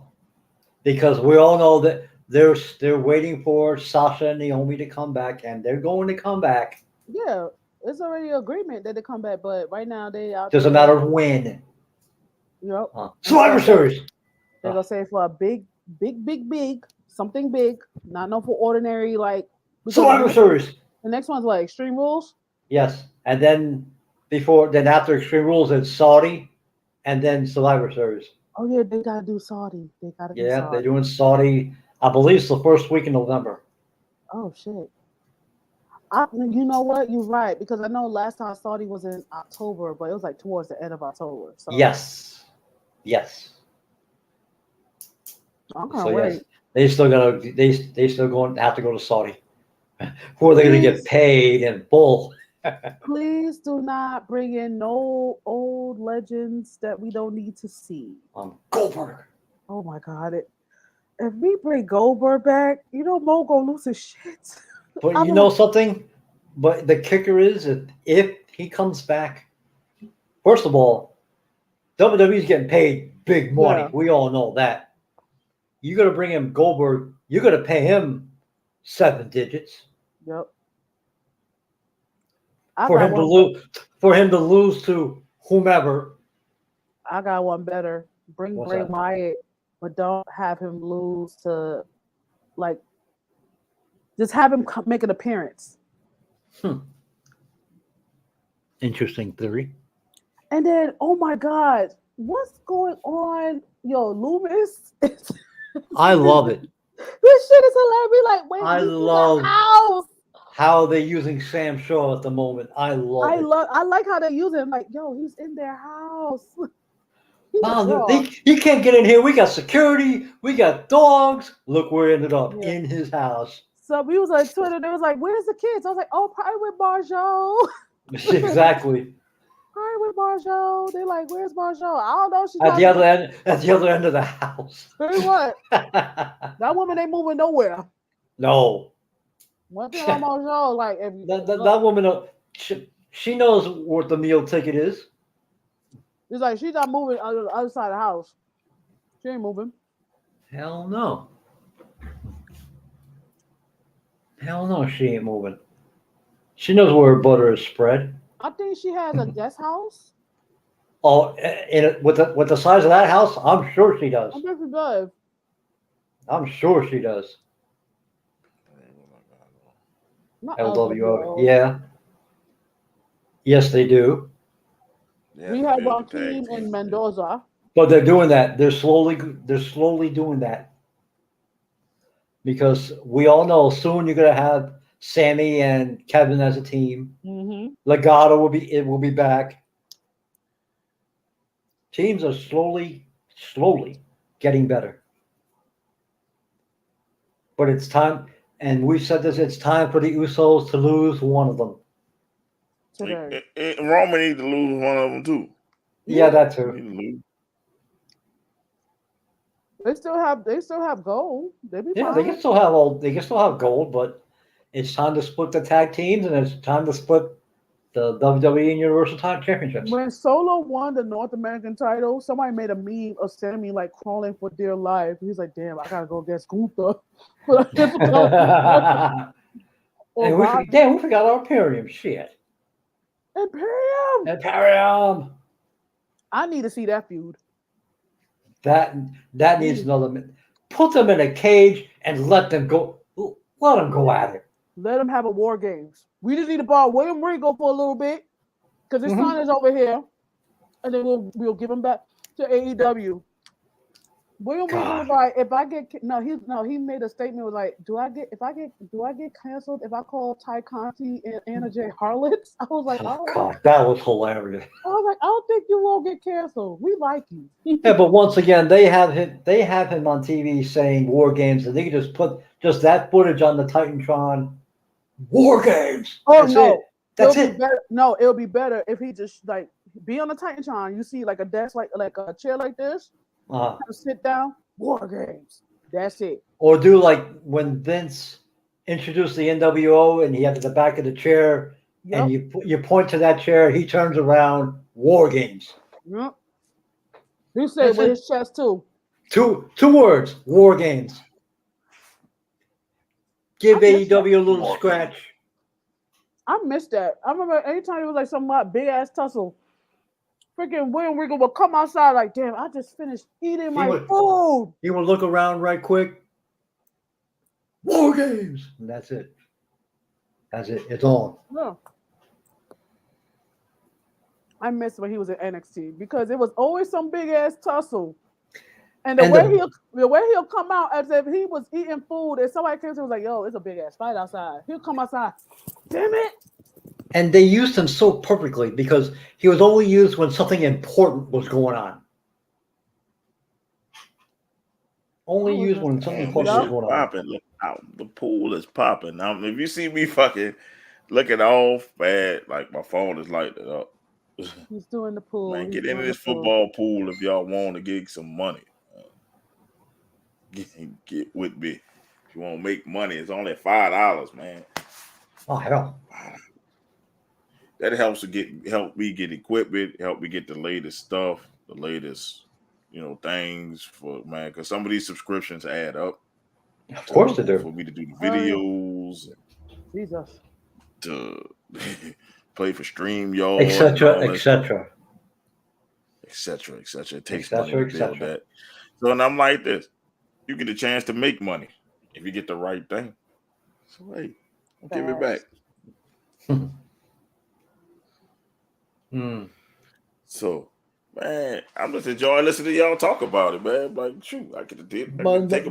Now, let's talk about that sham of a PWI list. Oof.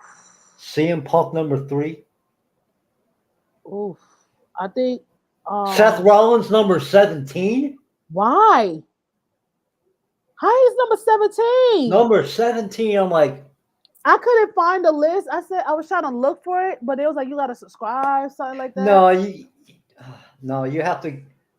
I went through Google and I went to actually the PWI site, and then you can find links to it. Okay. They're out there.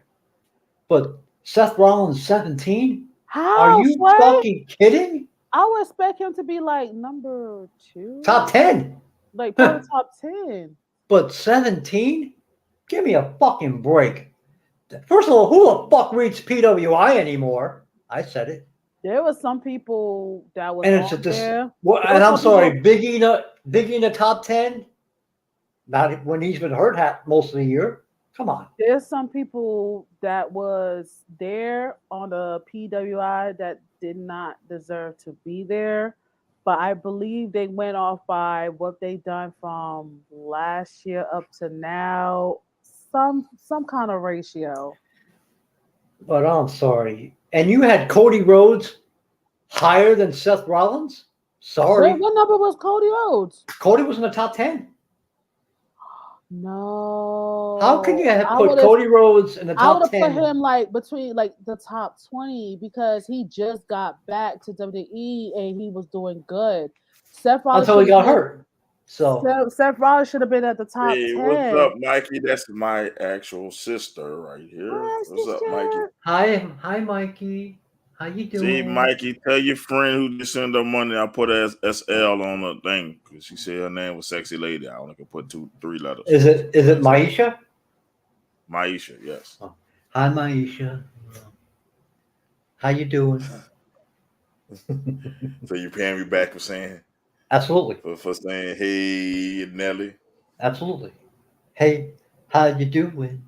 Well, anyway, CM Punk at number 3 What? is What? a fucking joke. It's a fucking disgrace. Okay? How the fuck, once again, you could proclaim yourself to be the best in the world. You're the best at crying. You're best at fucking breaking up locker rooms. And you're best at trying to take Best down in the companies. world, man.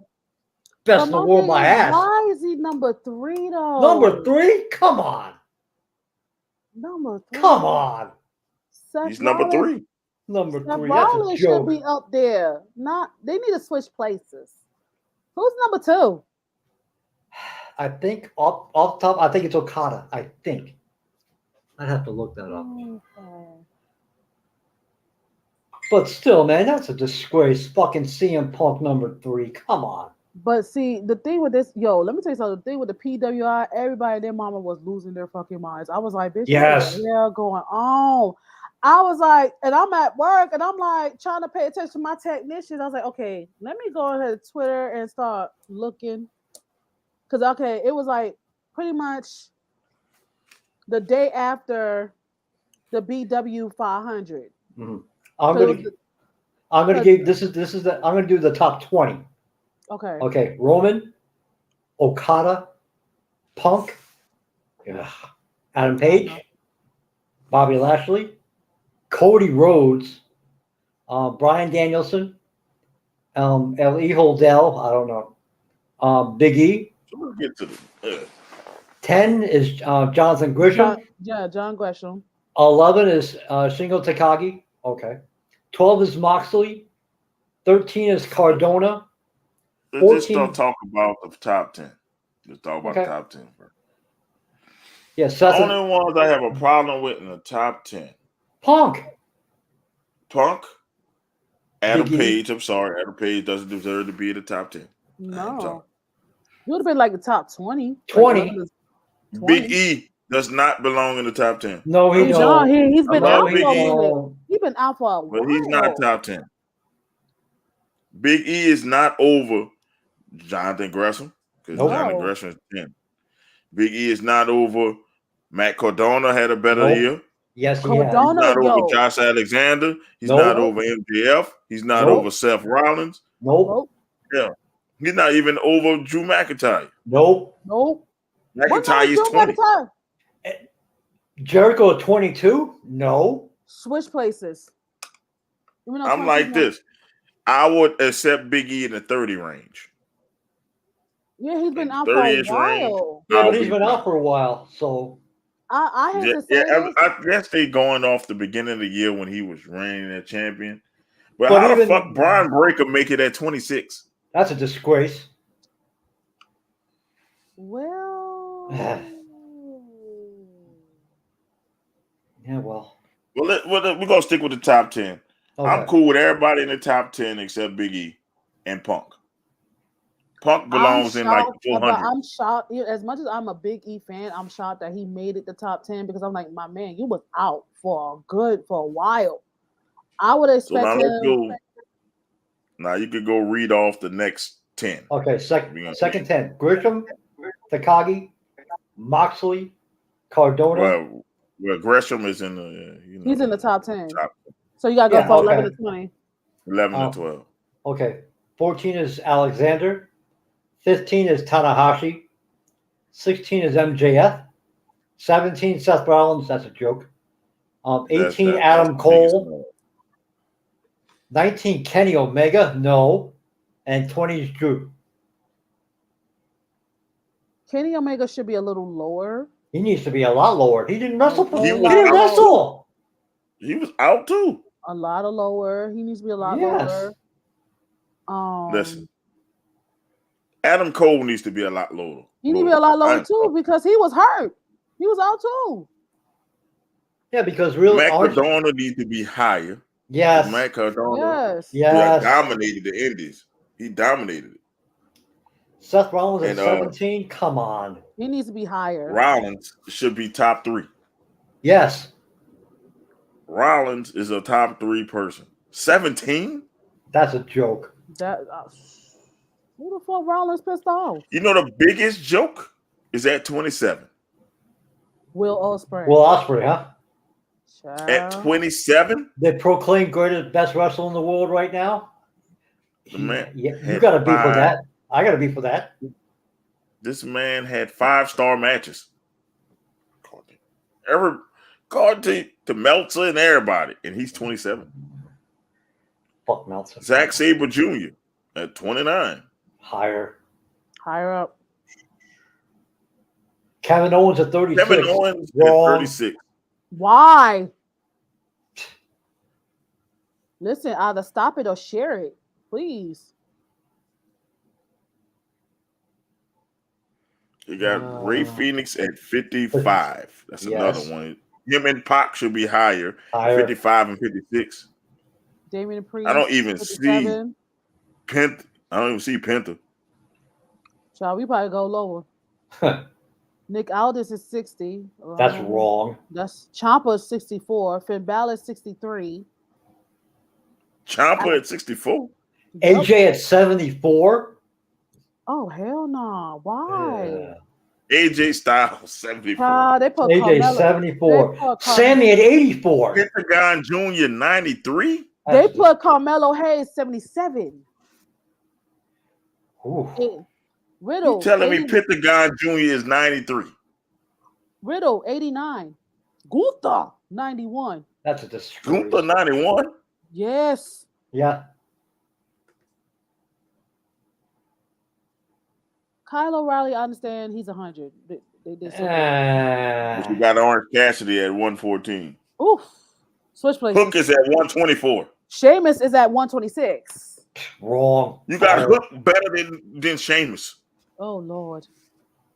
As I said, almost is at 120.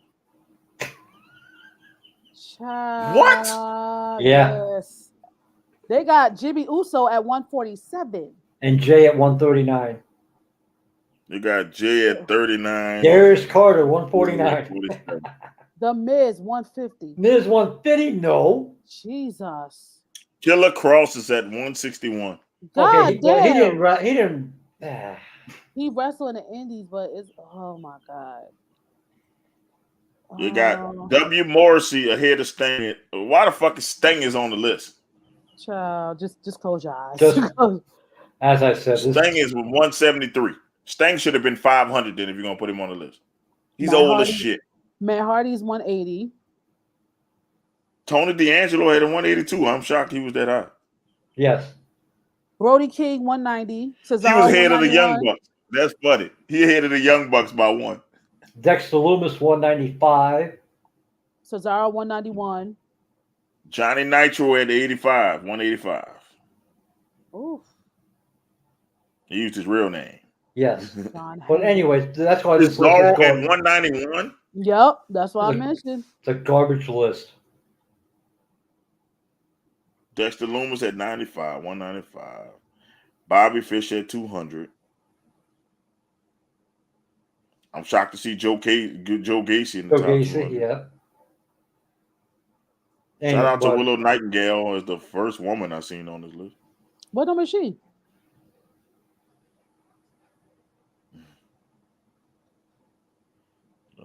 Juice Robinson, Buddy Matthews, Rick Boogs made the list. Yes, and he's been hurt. Oh, what number they put him at? We got a Miro site there, 242. They got Dominic Mysterio 292, Rich Holland 291, Butch 288, Dolph Ziggler 285. How the fuck Dominic Mysterio makes the top? How the fuck he's in the same realm as Butch? Butch is at 288. Dominic Mysterio is 292. Those two nowhere they have Joe near Black each other. at 304. They have Joe Black for 304.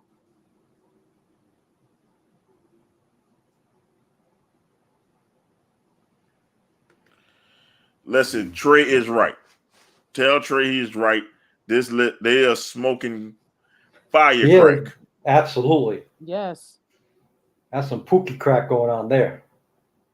Max Dupree at 310. I mean, LA Knight. LA Knight. LA Knight is bigger than 310. Yeah. Yeah. Yeah. Joe Black at 304. You serious? Mm-hmm. Let's go. We keep going. Tajiri on the list. Wow. 330. I didn't know he wrestled. Okay. Danhausen at 331. I can see that. You know, I curse you. Okay.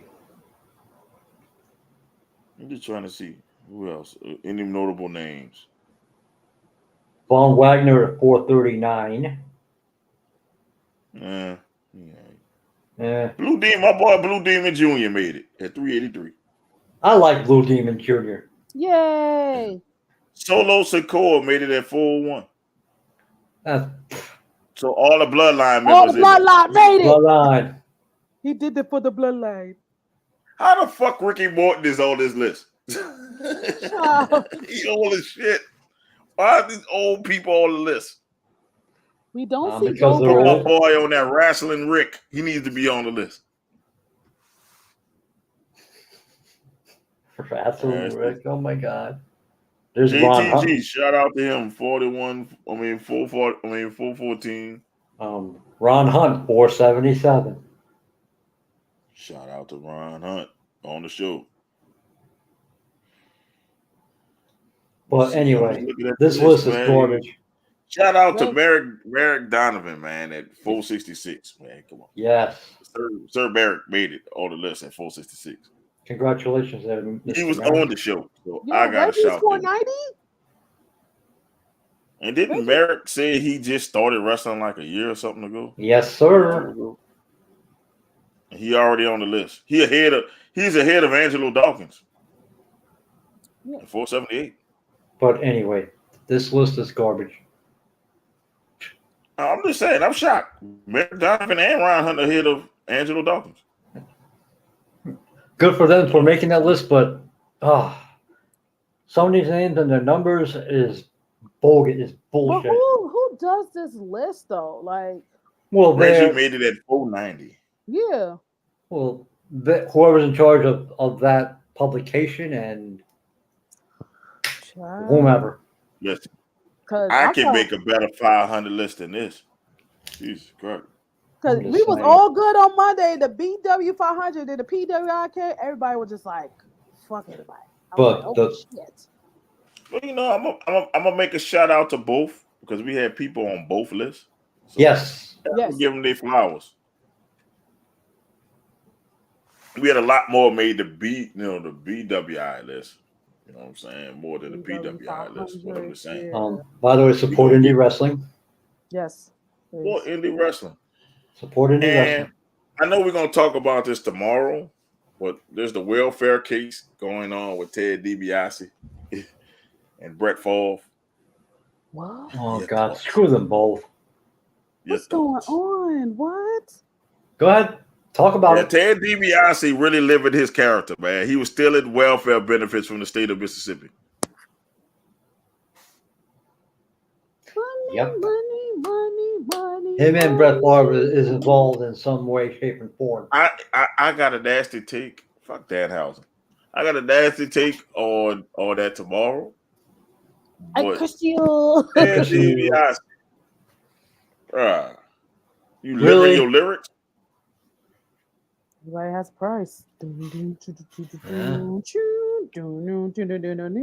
mean everybody has a price. That man, they welfare benefits for the poorest state in the United States is Mississippi. He is the equivalent of the same dumb fucks who are taking that COVID money to help out their small businesses. Oh my There's a lot God. of it. Let's I don't even want to start that up because there's plenty of folks out here in Georgia that did that shit. Some of them Now got let me caught up try to though. get an extra food stamp. I'm going to jail for 2-3 years. Or heaven forbid, you legitimately need the stamps. You committed a fraud. I got news for you, pal. They're going to get their money. They're going to get their money one way or the other. They're going to recoup that money. I remember when I think 2021 when that's when really they was really buckling down on people who was doing PPP loan fraud. Mm-hmm. They was getting people in Brooklyn. I'm talking about all different parts of Brooklyn. Mm-hmm. People was like, "Yo, if you in Brownsville, oh, they gonna get you. They're going to get you." I was like, "Oh damn, Brownsville? Oh shit, let me not even fucking try." Don't understand. It's the United States. They're going to get you eventually. They're going to get you. Like that dude, what was it? Baby Blue from Pretty Ricky. Oh, he got. Yeah, he Because did. he was using that money to buy all these cards, and one of the employees, when they realized they wasn't getting paid, Dumb fuck. whoop, there it is. He had to turn himself in. I had no sympathy for I y'all did not trying to. either. No sympathy. Because y'all the same ones that was on Love and Hip Hop talking about you got this, you got that, but you taking out PPP loan for us. You busted, motherfucker. What's going on? You should have paid your employees. I just don't get it. Why people should have to feel a need to steal from everybody, steal shit. I'm like, you know what? If people who need, like us, who need food stamps and welfare and, stuff to help us out, give us a little boost, we get penalized. But the people who, yep. I'm just saying, nobody said we need free money or nothing, but people who need a little boost because of the housing market, because shit then went up. They're not paying enough. You know what I'm saying? They're not paying enough. Who cares if you don't give me little food stamps to make me don't have to pay for food? I know. No, you get these motherfuckers who made millions of dollars get stamps. How the fuck they get stamps? They get stamps, and some of them be selling it to get bundles and shit. And other welfare benefits. I'm like this. I turn to the application for welfare. They probably laugh at my ass. So, you make too much. Get the fuck out of here. I'll give you a tiblet. As y'all, I'm on disability. Okay, I'm not going to give you all the amount, but I applied for food stamps just for the hell of it, and they awarded me $12. God damn. A month, $12. Yeah, $12. Okay, thanks for the milk. That's it. Milk. Thanks for the milk. So, according to their figures, what I was bringing home from disability was too much money. Whatever. Listen, if I walk my ass in there trying to fill out application, they'll say, I'm gonna need you to just put that paper down, ma'am, and get out. Man, they laughed at me, man. Get out. They're gonna tell why are you even trying? They hit me with that. Why are you even trying? Shit. And this is crazy. It's like you had millions of dollars. You're scamming innocent people. Innocent people. You're scamming people who really need it. Mm-hmm. I hope they all get the book thrown at them. Absolutely. Exactly. No and sympathy. $1 Million Man was one of my favorite wrestlers growing up. But you do dirty shit, you get dirty shit thrown back at you. So, those influencers, they're fucking scammers too. Those influencers, those YouTubers, oh, you're scammers. They're scammers too. They be like, "Oh, buy this cookbook or buy this or take this course. It costs such Oh, and that such." shit. And it's like, okay, where's the course? Where's the book? I remember a YouTuber. She mentioned that she got scammed from an influencer because she ordered a cookbook and she tried to dispute that charge for the longest. She's just now getting her money back, and they didn't even give her all her money back. They just gave her Damn. back the money that she paid for the book, not even the shipping along with it. That's $9.99 in some places. I was Yeah, like, because I remember I hit her. I was like, yo, you still? I was like, wait, you still didn't get your money? You just not getting your money back? I said that shit a dub. But And I most think the sympathy. I think the book was like $29.99. Right. And the shipping was like $15. And fuck Brett Favre anyway. Fuck man, Brett it's Favre. just Fuck I'm just CM like Punk. this, man. It's fucked up, and I hope people don't try to start to follow that trend because It's there's too people late. who really need that money. It's too late. These people Yes. are I didn't scamming up realize. the ass. Well, I didn't realize we were 3 hours and 10 minutes into this. Blam really. Blam. They did a two. They did a Well, 2 hour fucking interview. Normally, our interviews are like an hour. We Hour, could talk. hour and a half. yeah, because Bo was the only one who stayed behind. Wold who stayed for the whole thing, and Yeah, Wold stayed for all 3 hours, but because Wold's story made us last for 3 yes, hours. and let's be honest, we couldn't get past the panda. I was trying to make Yeah, her we plead could her get past the case. I panda, was like the whole and lawyer I'm gonna situation. reach out to her again after she finishes her Vegas trip to see, so we can talk to her Oh my more about God, that. her that pic with her and Maserati and the other Oh, lady. Queen Aminata. Yeah, I've seen Maserati in person. And, oh my God, hot. Those are three hot black women. Just women. just women. I Just Period. women. seen I seen Queen Aminata in person, because I saw her in Black Battle Slam. Pretty girl. She a pretty girl. I'm gonna talk They to the were, Wold to get Queen Aminata on here. I'm like, man, She a get pretty on there. girl. Y'all come on please. there. Yeah, Hell, Maserati, come, Maserati, yeah, get them all here. please, please, Ward, Not please, Ward. She look, please.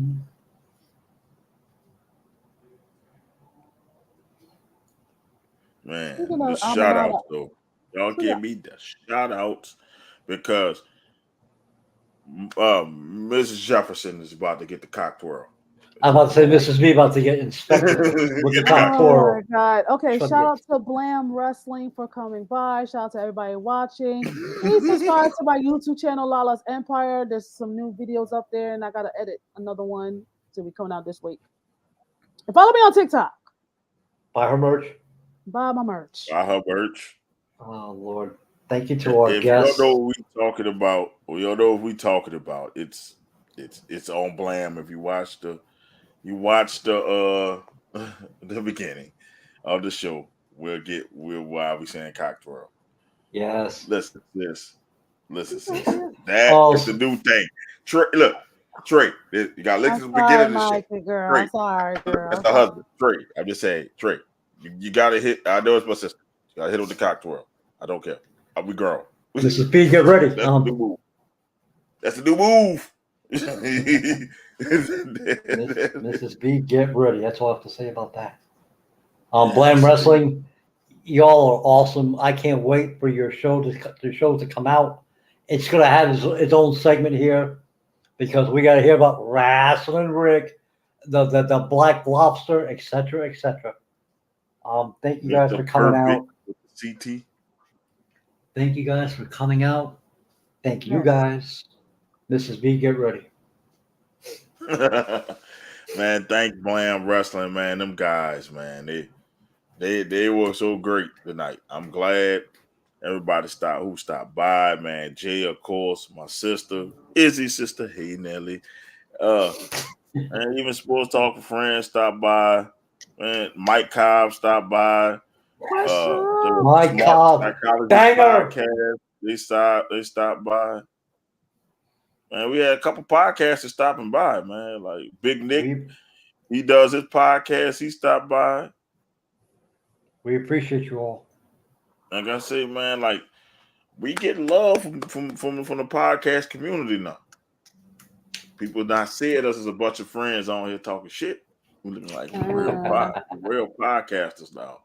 So a lot of podcasters liking us and subscribing. And we appreciate it. And thank you. Y'all want to collaborate. Y'all want to collaborate, man. All you gotta do is ask. Please. Please. Don't try to do no backdoor shit. All you gotta do is ask. Check your message, damn it. Long as Venomous Smoke name is in lights, I don't care. We can fucking collaborate. Please. We welcome the banter. We welcome it. We want it. We can collaborate and we can make this money together. You know what I'm saying? Fun. And also, man, like I said, I'm doing a football pool for the Saints Tampa game. If you got an extra $5 to spare, Cash App the Venomous Smoke podcast. You know, and you can get your chance of winning if you got $5. Just take $5, and if we get enough people, we get this popping. We can get this up to you can win up to $150 a quarter, $150 in the fourth quarter, $50 in the third and first quarters, and $100 in the second quarter. If you so happen to get the same score all throughout, man, it's $350 you can win. Hey, off of $5. You can win $350 off of $5. Come on, man. Y'all spend $5 on burgers and fries. More.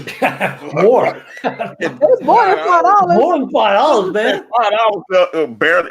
You could get a tank of gas now, but a couple months ago, you couldn't even get a tank of gas for $5. You can win up to $350. That help us get new equipment, keep the StreamYard thing growing. We can upgrade the StreamYard to the premium instead of the middle package. Because man, I got bills. What premium does? What do you do with premium?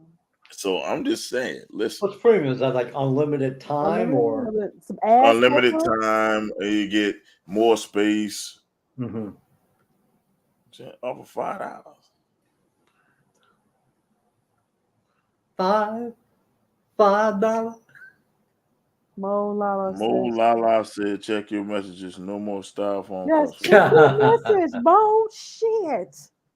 I know. Listen, hold on. I'm up here multitasking. Cock twirl. Cock twirling. Cock twirling. I gotta listen. I can't listen to it on the air. I know. No, can't do it. You can't do it. I don't know what you're saying, so I don't want to listen to it on the air. I didn't say that. Ain't no more styrofoam like this. Listen, man. Look, I didn't want to listen to it on the air, and then people hear it, and then he'd be like, "Oh, she said shit," and they're like, "Oh, boy, they leak some shit." Styrofoam cup. It ain't what she gave me that day. This is New Orleans daiquiri. It's not like that one she got me from the hood daiquiri that was like this big. I'm gonna check my messages, but we be trying to build and get more equipment, get bigger and better with these pools. So boom, the proceeds, we take our little cutout for the proceeds so we can do more, have more, so we can be bigger and better, and can take the show on the road. Who knows?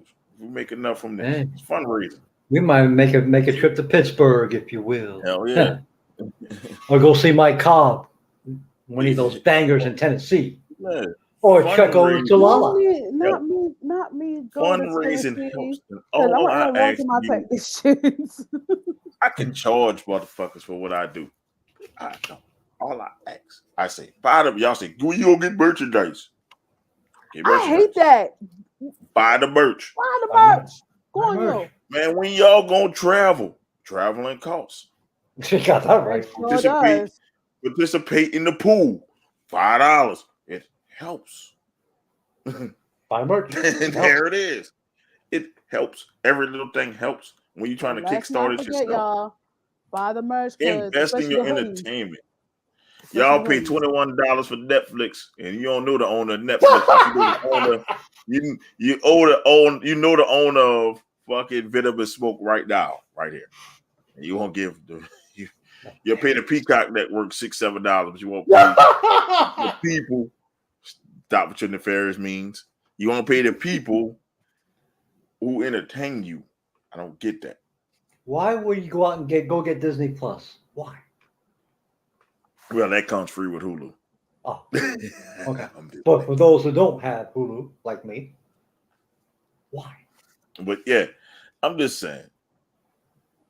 You just donate so we can make it bigger, so we can do different things. I'm like, shit. I'm trying to get front row tickets for the NWA thing down here, so I can film.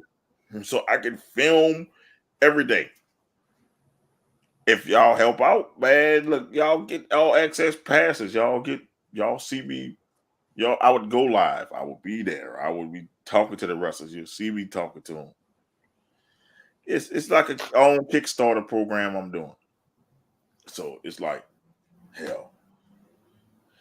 It's not like I'm just taking the money and holding it. I'm trying to fucking invest that shit. I'm just saying that's what most people like. You doing a pool? Where the rest of the money go? Well, I gotta run the motherfucker. I gotta make sure Venomous Smoke is like Shark Tank, if you will. You take that money and reinvest it. We reinvest in that. We reinvested that. New computers, new sound system, new this. You know what I'm saying? This shit costs. Being real, G, costs to entertain. So people. Not that we don't mind entertaining you all. Absolutely not. And as I said, this is therapy. Yeah. So we can give a shout out to Freedom Grooming, who extended their partnership with us and myself. They just sent me. They said they love the videos, so I got to do 4 more. So my hair is not cut, so that's why I'm wearing a hat right now because I'm about to do another video. So my hair is like, I really have hair now. So it's like, nah. I'm not bald, I'm not smooth, so I don't want to represent them like that. So that's why I got the hat on. I overslept. So shout out to Freedom Grooming. If you haven't, shout out to the person who bought $146 worth of merchandise. Thank you. Yes, Lord. Now I need more, y'all, to buy because Venomous won't get paid the more shavers I sell. And it is getting cold, you guys. So start getting the merch, my merch, and also Venomous Smoke podcast merch, especially the hoodies. Get the LaLa merch. We got hoodies in every shirt. Look, hoodies in this shirt, hoodies in that shirt, hoodies in that shirt. I got a hoodie. I got a hoodie with this shirt. So there you go, people. Everywhere. And we got sweatshirts. I got sweatshirts, hoodies. That's why I be telling, in my defense, I tell dudes, don't worry about me stealing your hoodie. I got my own. Go to Teespring, Empire. If not, I'll go to Venomous Smoke Podcast. I ain't stealing your raggedy hoodie. I got money. Get the merch. The money from the merch. The money from this fun. The money from this pool. And like LaLa got hers. That stuff all helps people out. It helps us out. We get money off of the merch. Facebook ain't paying us shit until I get like 200 more people. I gotta get 200. Y'all get me 200 more people on Facebook, then I don't have to worry about it. I can start getting stars and shit. So listen. So either y'all help me get some more subscribers or y'all buy the merch. I'm tired of people coming up.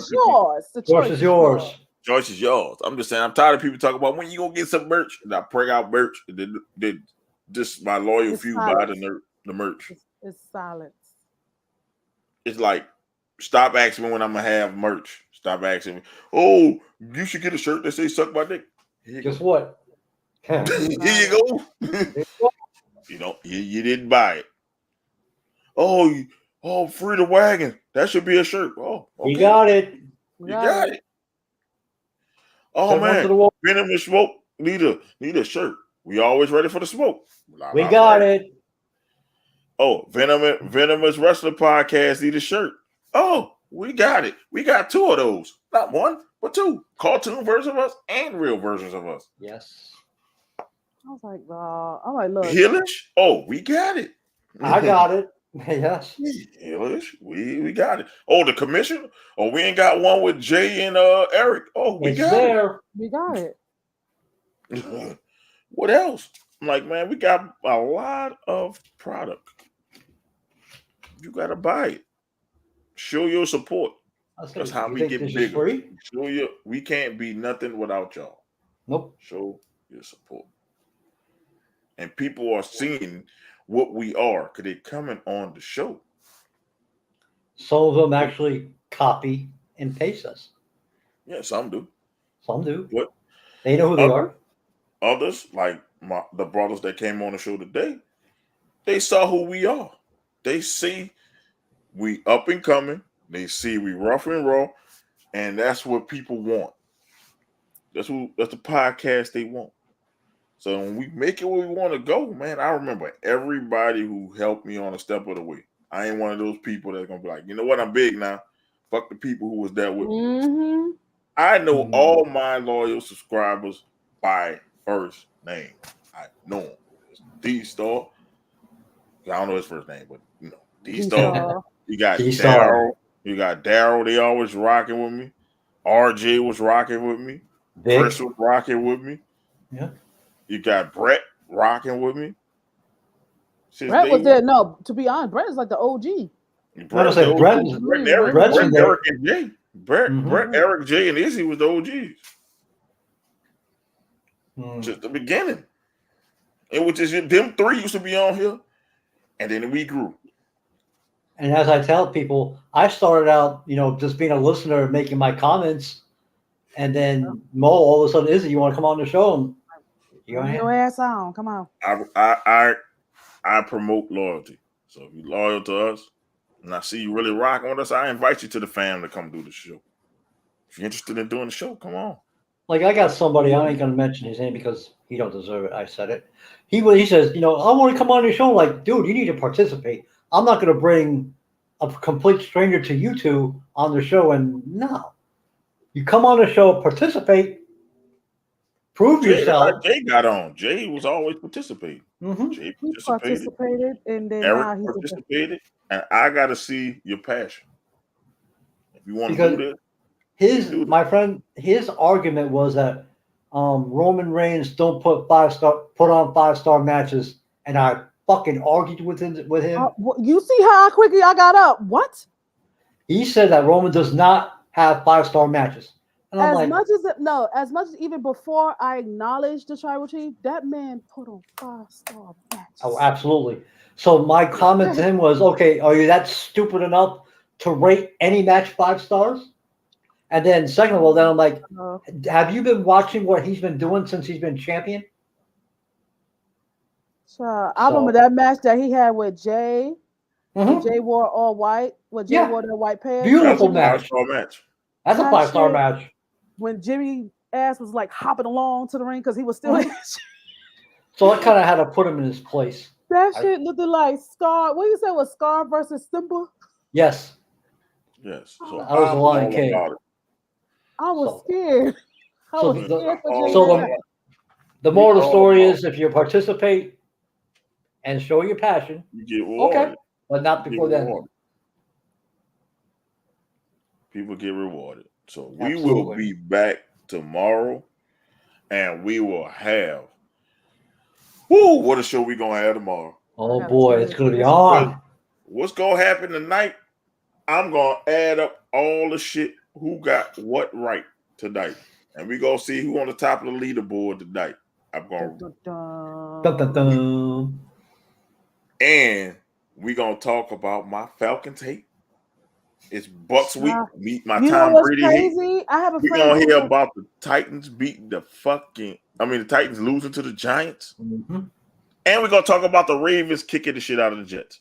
Woo! So y'all had a hell of a week, football weekend. Yes, we did. I just want to tune in just to hear about the Falcons and the Saints because that's gonna kick off the show. I was gonna be like, that's gonna kick off the show. I was I think you got the most. Cause the pick'ems is 2 of them. It's the pick'ems and the betting. The pick'ems you fucked up because you did hate picks. Not hate picks. You fucked up. I can tell you that right now. You fucked up in the pick'ems. Not hate picks. In the pick'ems, I can tell you fucked up. Like we all got the Cincinnati game wrong. Yeah. So we all picked Cincinnati. We all got that one wrong. So I can tell you that we all was wrong about Cincinnati. Mm-hmm. We all got Philadelphia right, even though it was bullshit. So I can go down and tell you the first two. We all 1-1. That's the first two games. God damn. Okay. Well, I know I picked the Giants. But the hater actually got us with the San Francisco game. Aha. Good He for him. picked Chicago. He did. The hater picked Chicago, so I'll give you that one. But tomorrow. I'm gonna have to tune in tomorrow for this one. Victorio. My petty is gonna tune in tomorrow. Tomorrow we will be back with the Venomous Smoke Show. Hopefully Nasty come out the woods to face his wrath. Dun, dun, dun. Three of us had victories. You know, me, Eric, and Izzy had victories. Jay's on the L train with Nasty.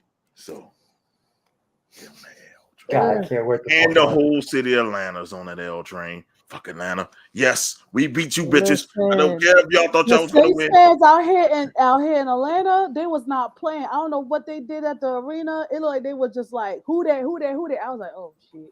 I thought that was the Saints home game for a split second, to be honest. It's too many Saints fans in Atlanta. It is. Like my friend is it was her husband was out there, and mind you, she has 2 older boys, and she had gotten a little girl. So she started that little girl out early.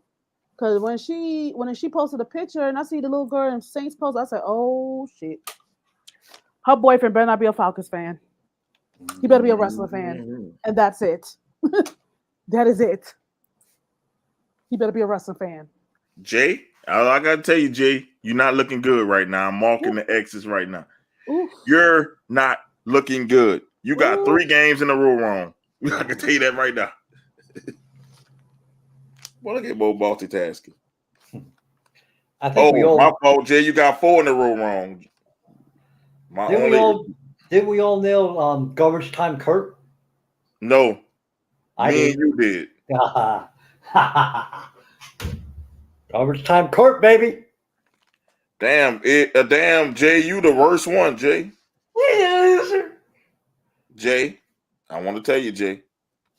You got tomorrow 1, 2, 3, 4, 5, 6 in a row wrong. Tomorrow. No trophy. It's between me and Izzy. I can tell you right now. Tomorrow. This is your host, Will Young, kicking it to you live. You got LaLa and you got the nefarious one. This time I was be on the lookout for the pick'ems who won week 1. We'll see y'all later, people. Peace. Cock twirl! Cock twirl! Cock twirls!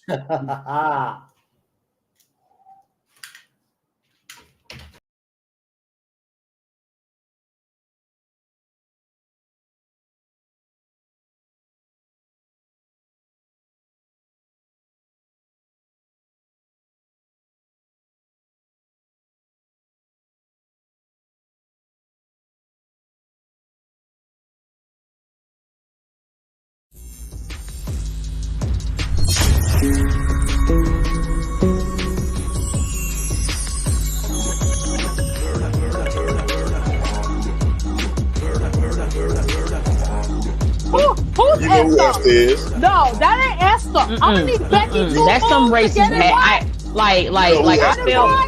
I feel some type of way when she said that shit. Well, look at here, Esther. Who the fuck is Esther? Okay. How could you not appreciate that match that they put on? Because we've seen it before. Shut the fuck up! Kenny Omega going 30 minutes is not going the distance, if you will. Them fuckers put a clinic for 60 goddamn minutes, and y'all should have enjoyed it. Asshole. That's all. I'm done. I gotta take a piss. No, it's send Jeff Hardy to AEW. Let him be with his brother. Shit. I'm tired of Jeff Hardy. It's not the fucking same Jeff Hardy. He's old now. He's old. He can't do the swan time bomb like he used to no more. He's like an old man falling. It's just a case where Father Time caught him. And there's no shame in that. He's an old man falling. They don't love themselves. That's how they are in the AEW group. I'm a hooker. Oh my God, Hook. Oh my God, I'm a hooker. Oh my God, WWE sucks. Watch out now. Vince hooker about to hook on put Vince out of business. I'm a hooker. By the way, Yay, you stupid hooker. hook. Dominic. Your Thursdays will never be the same.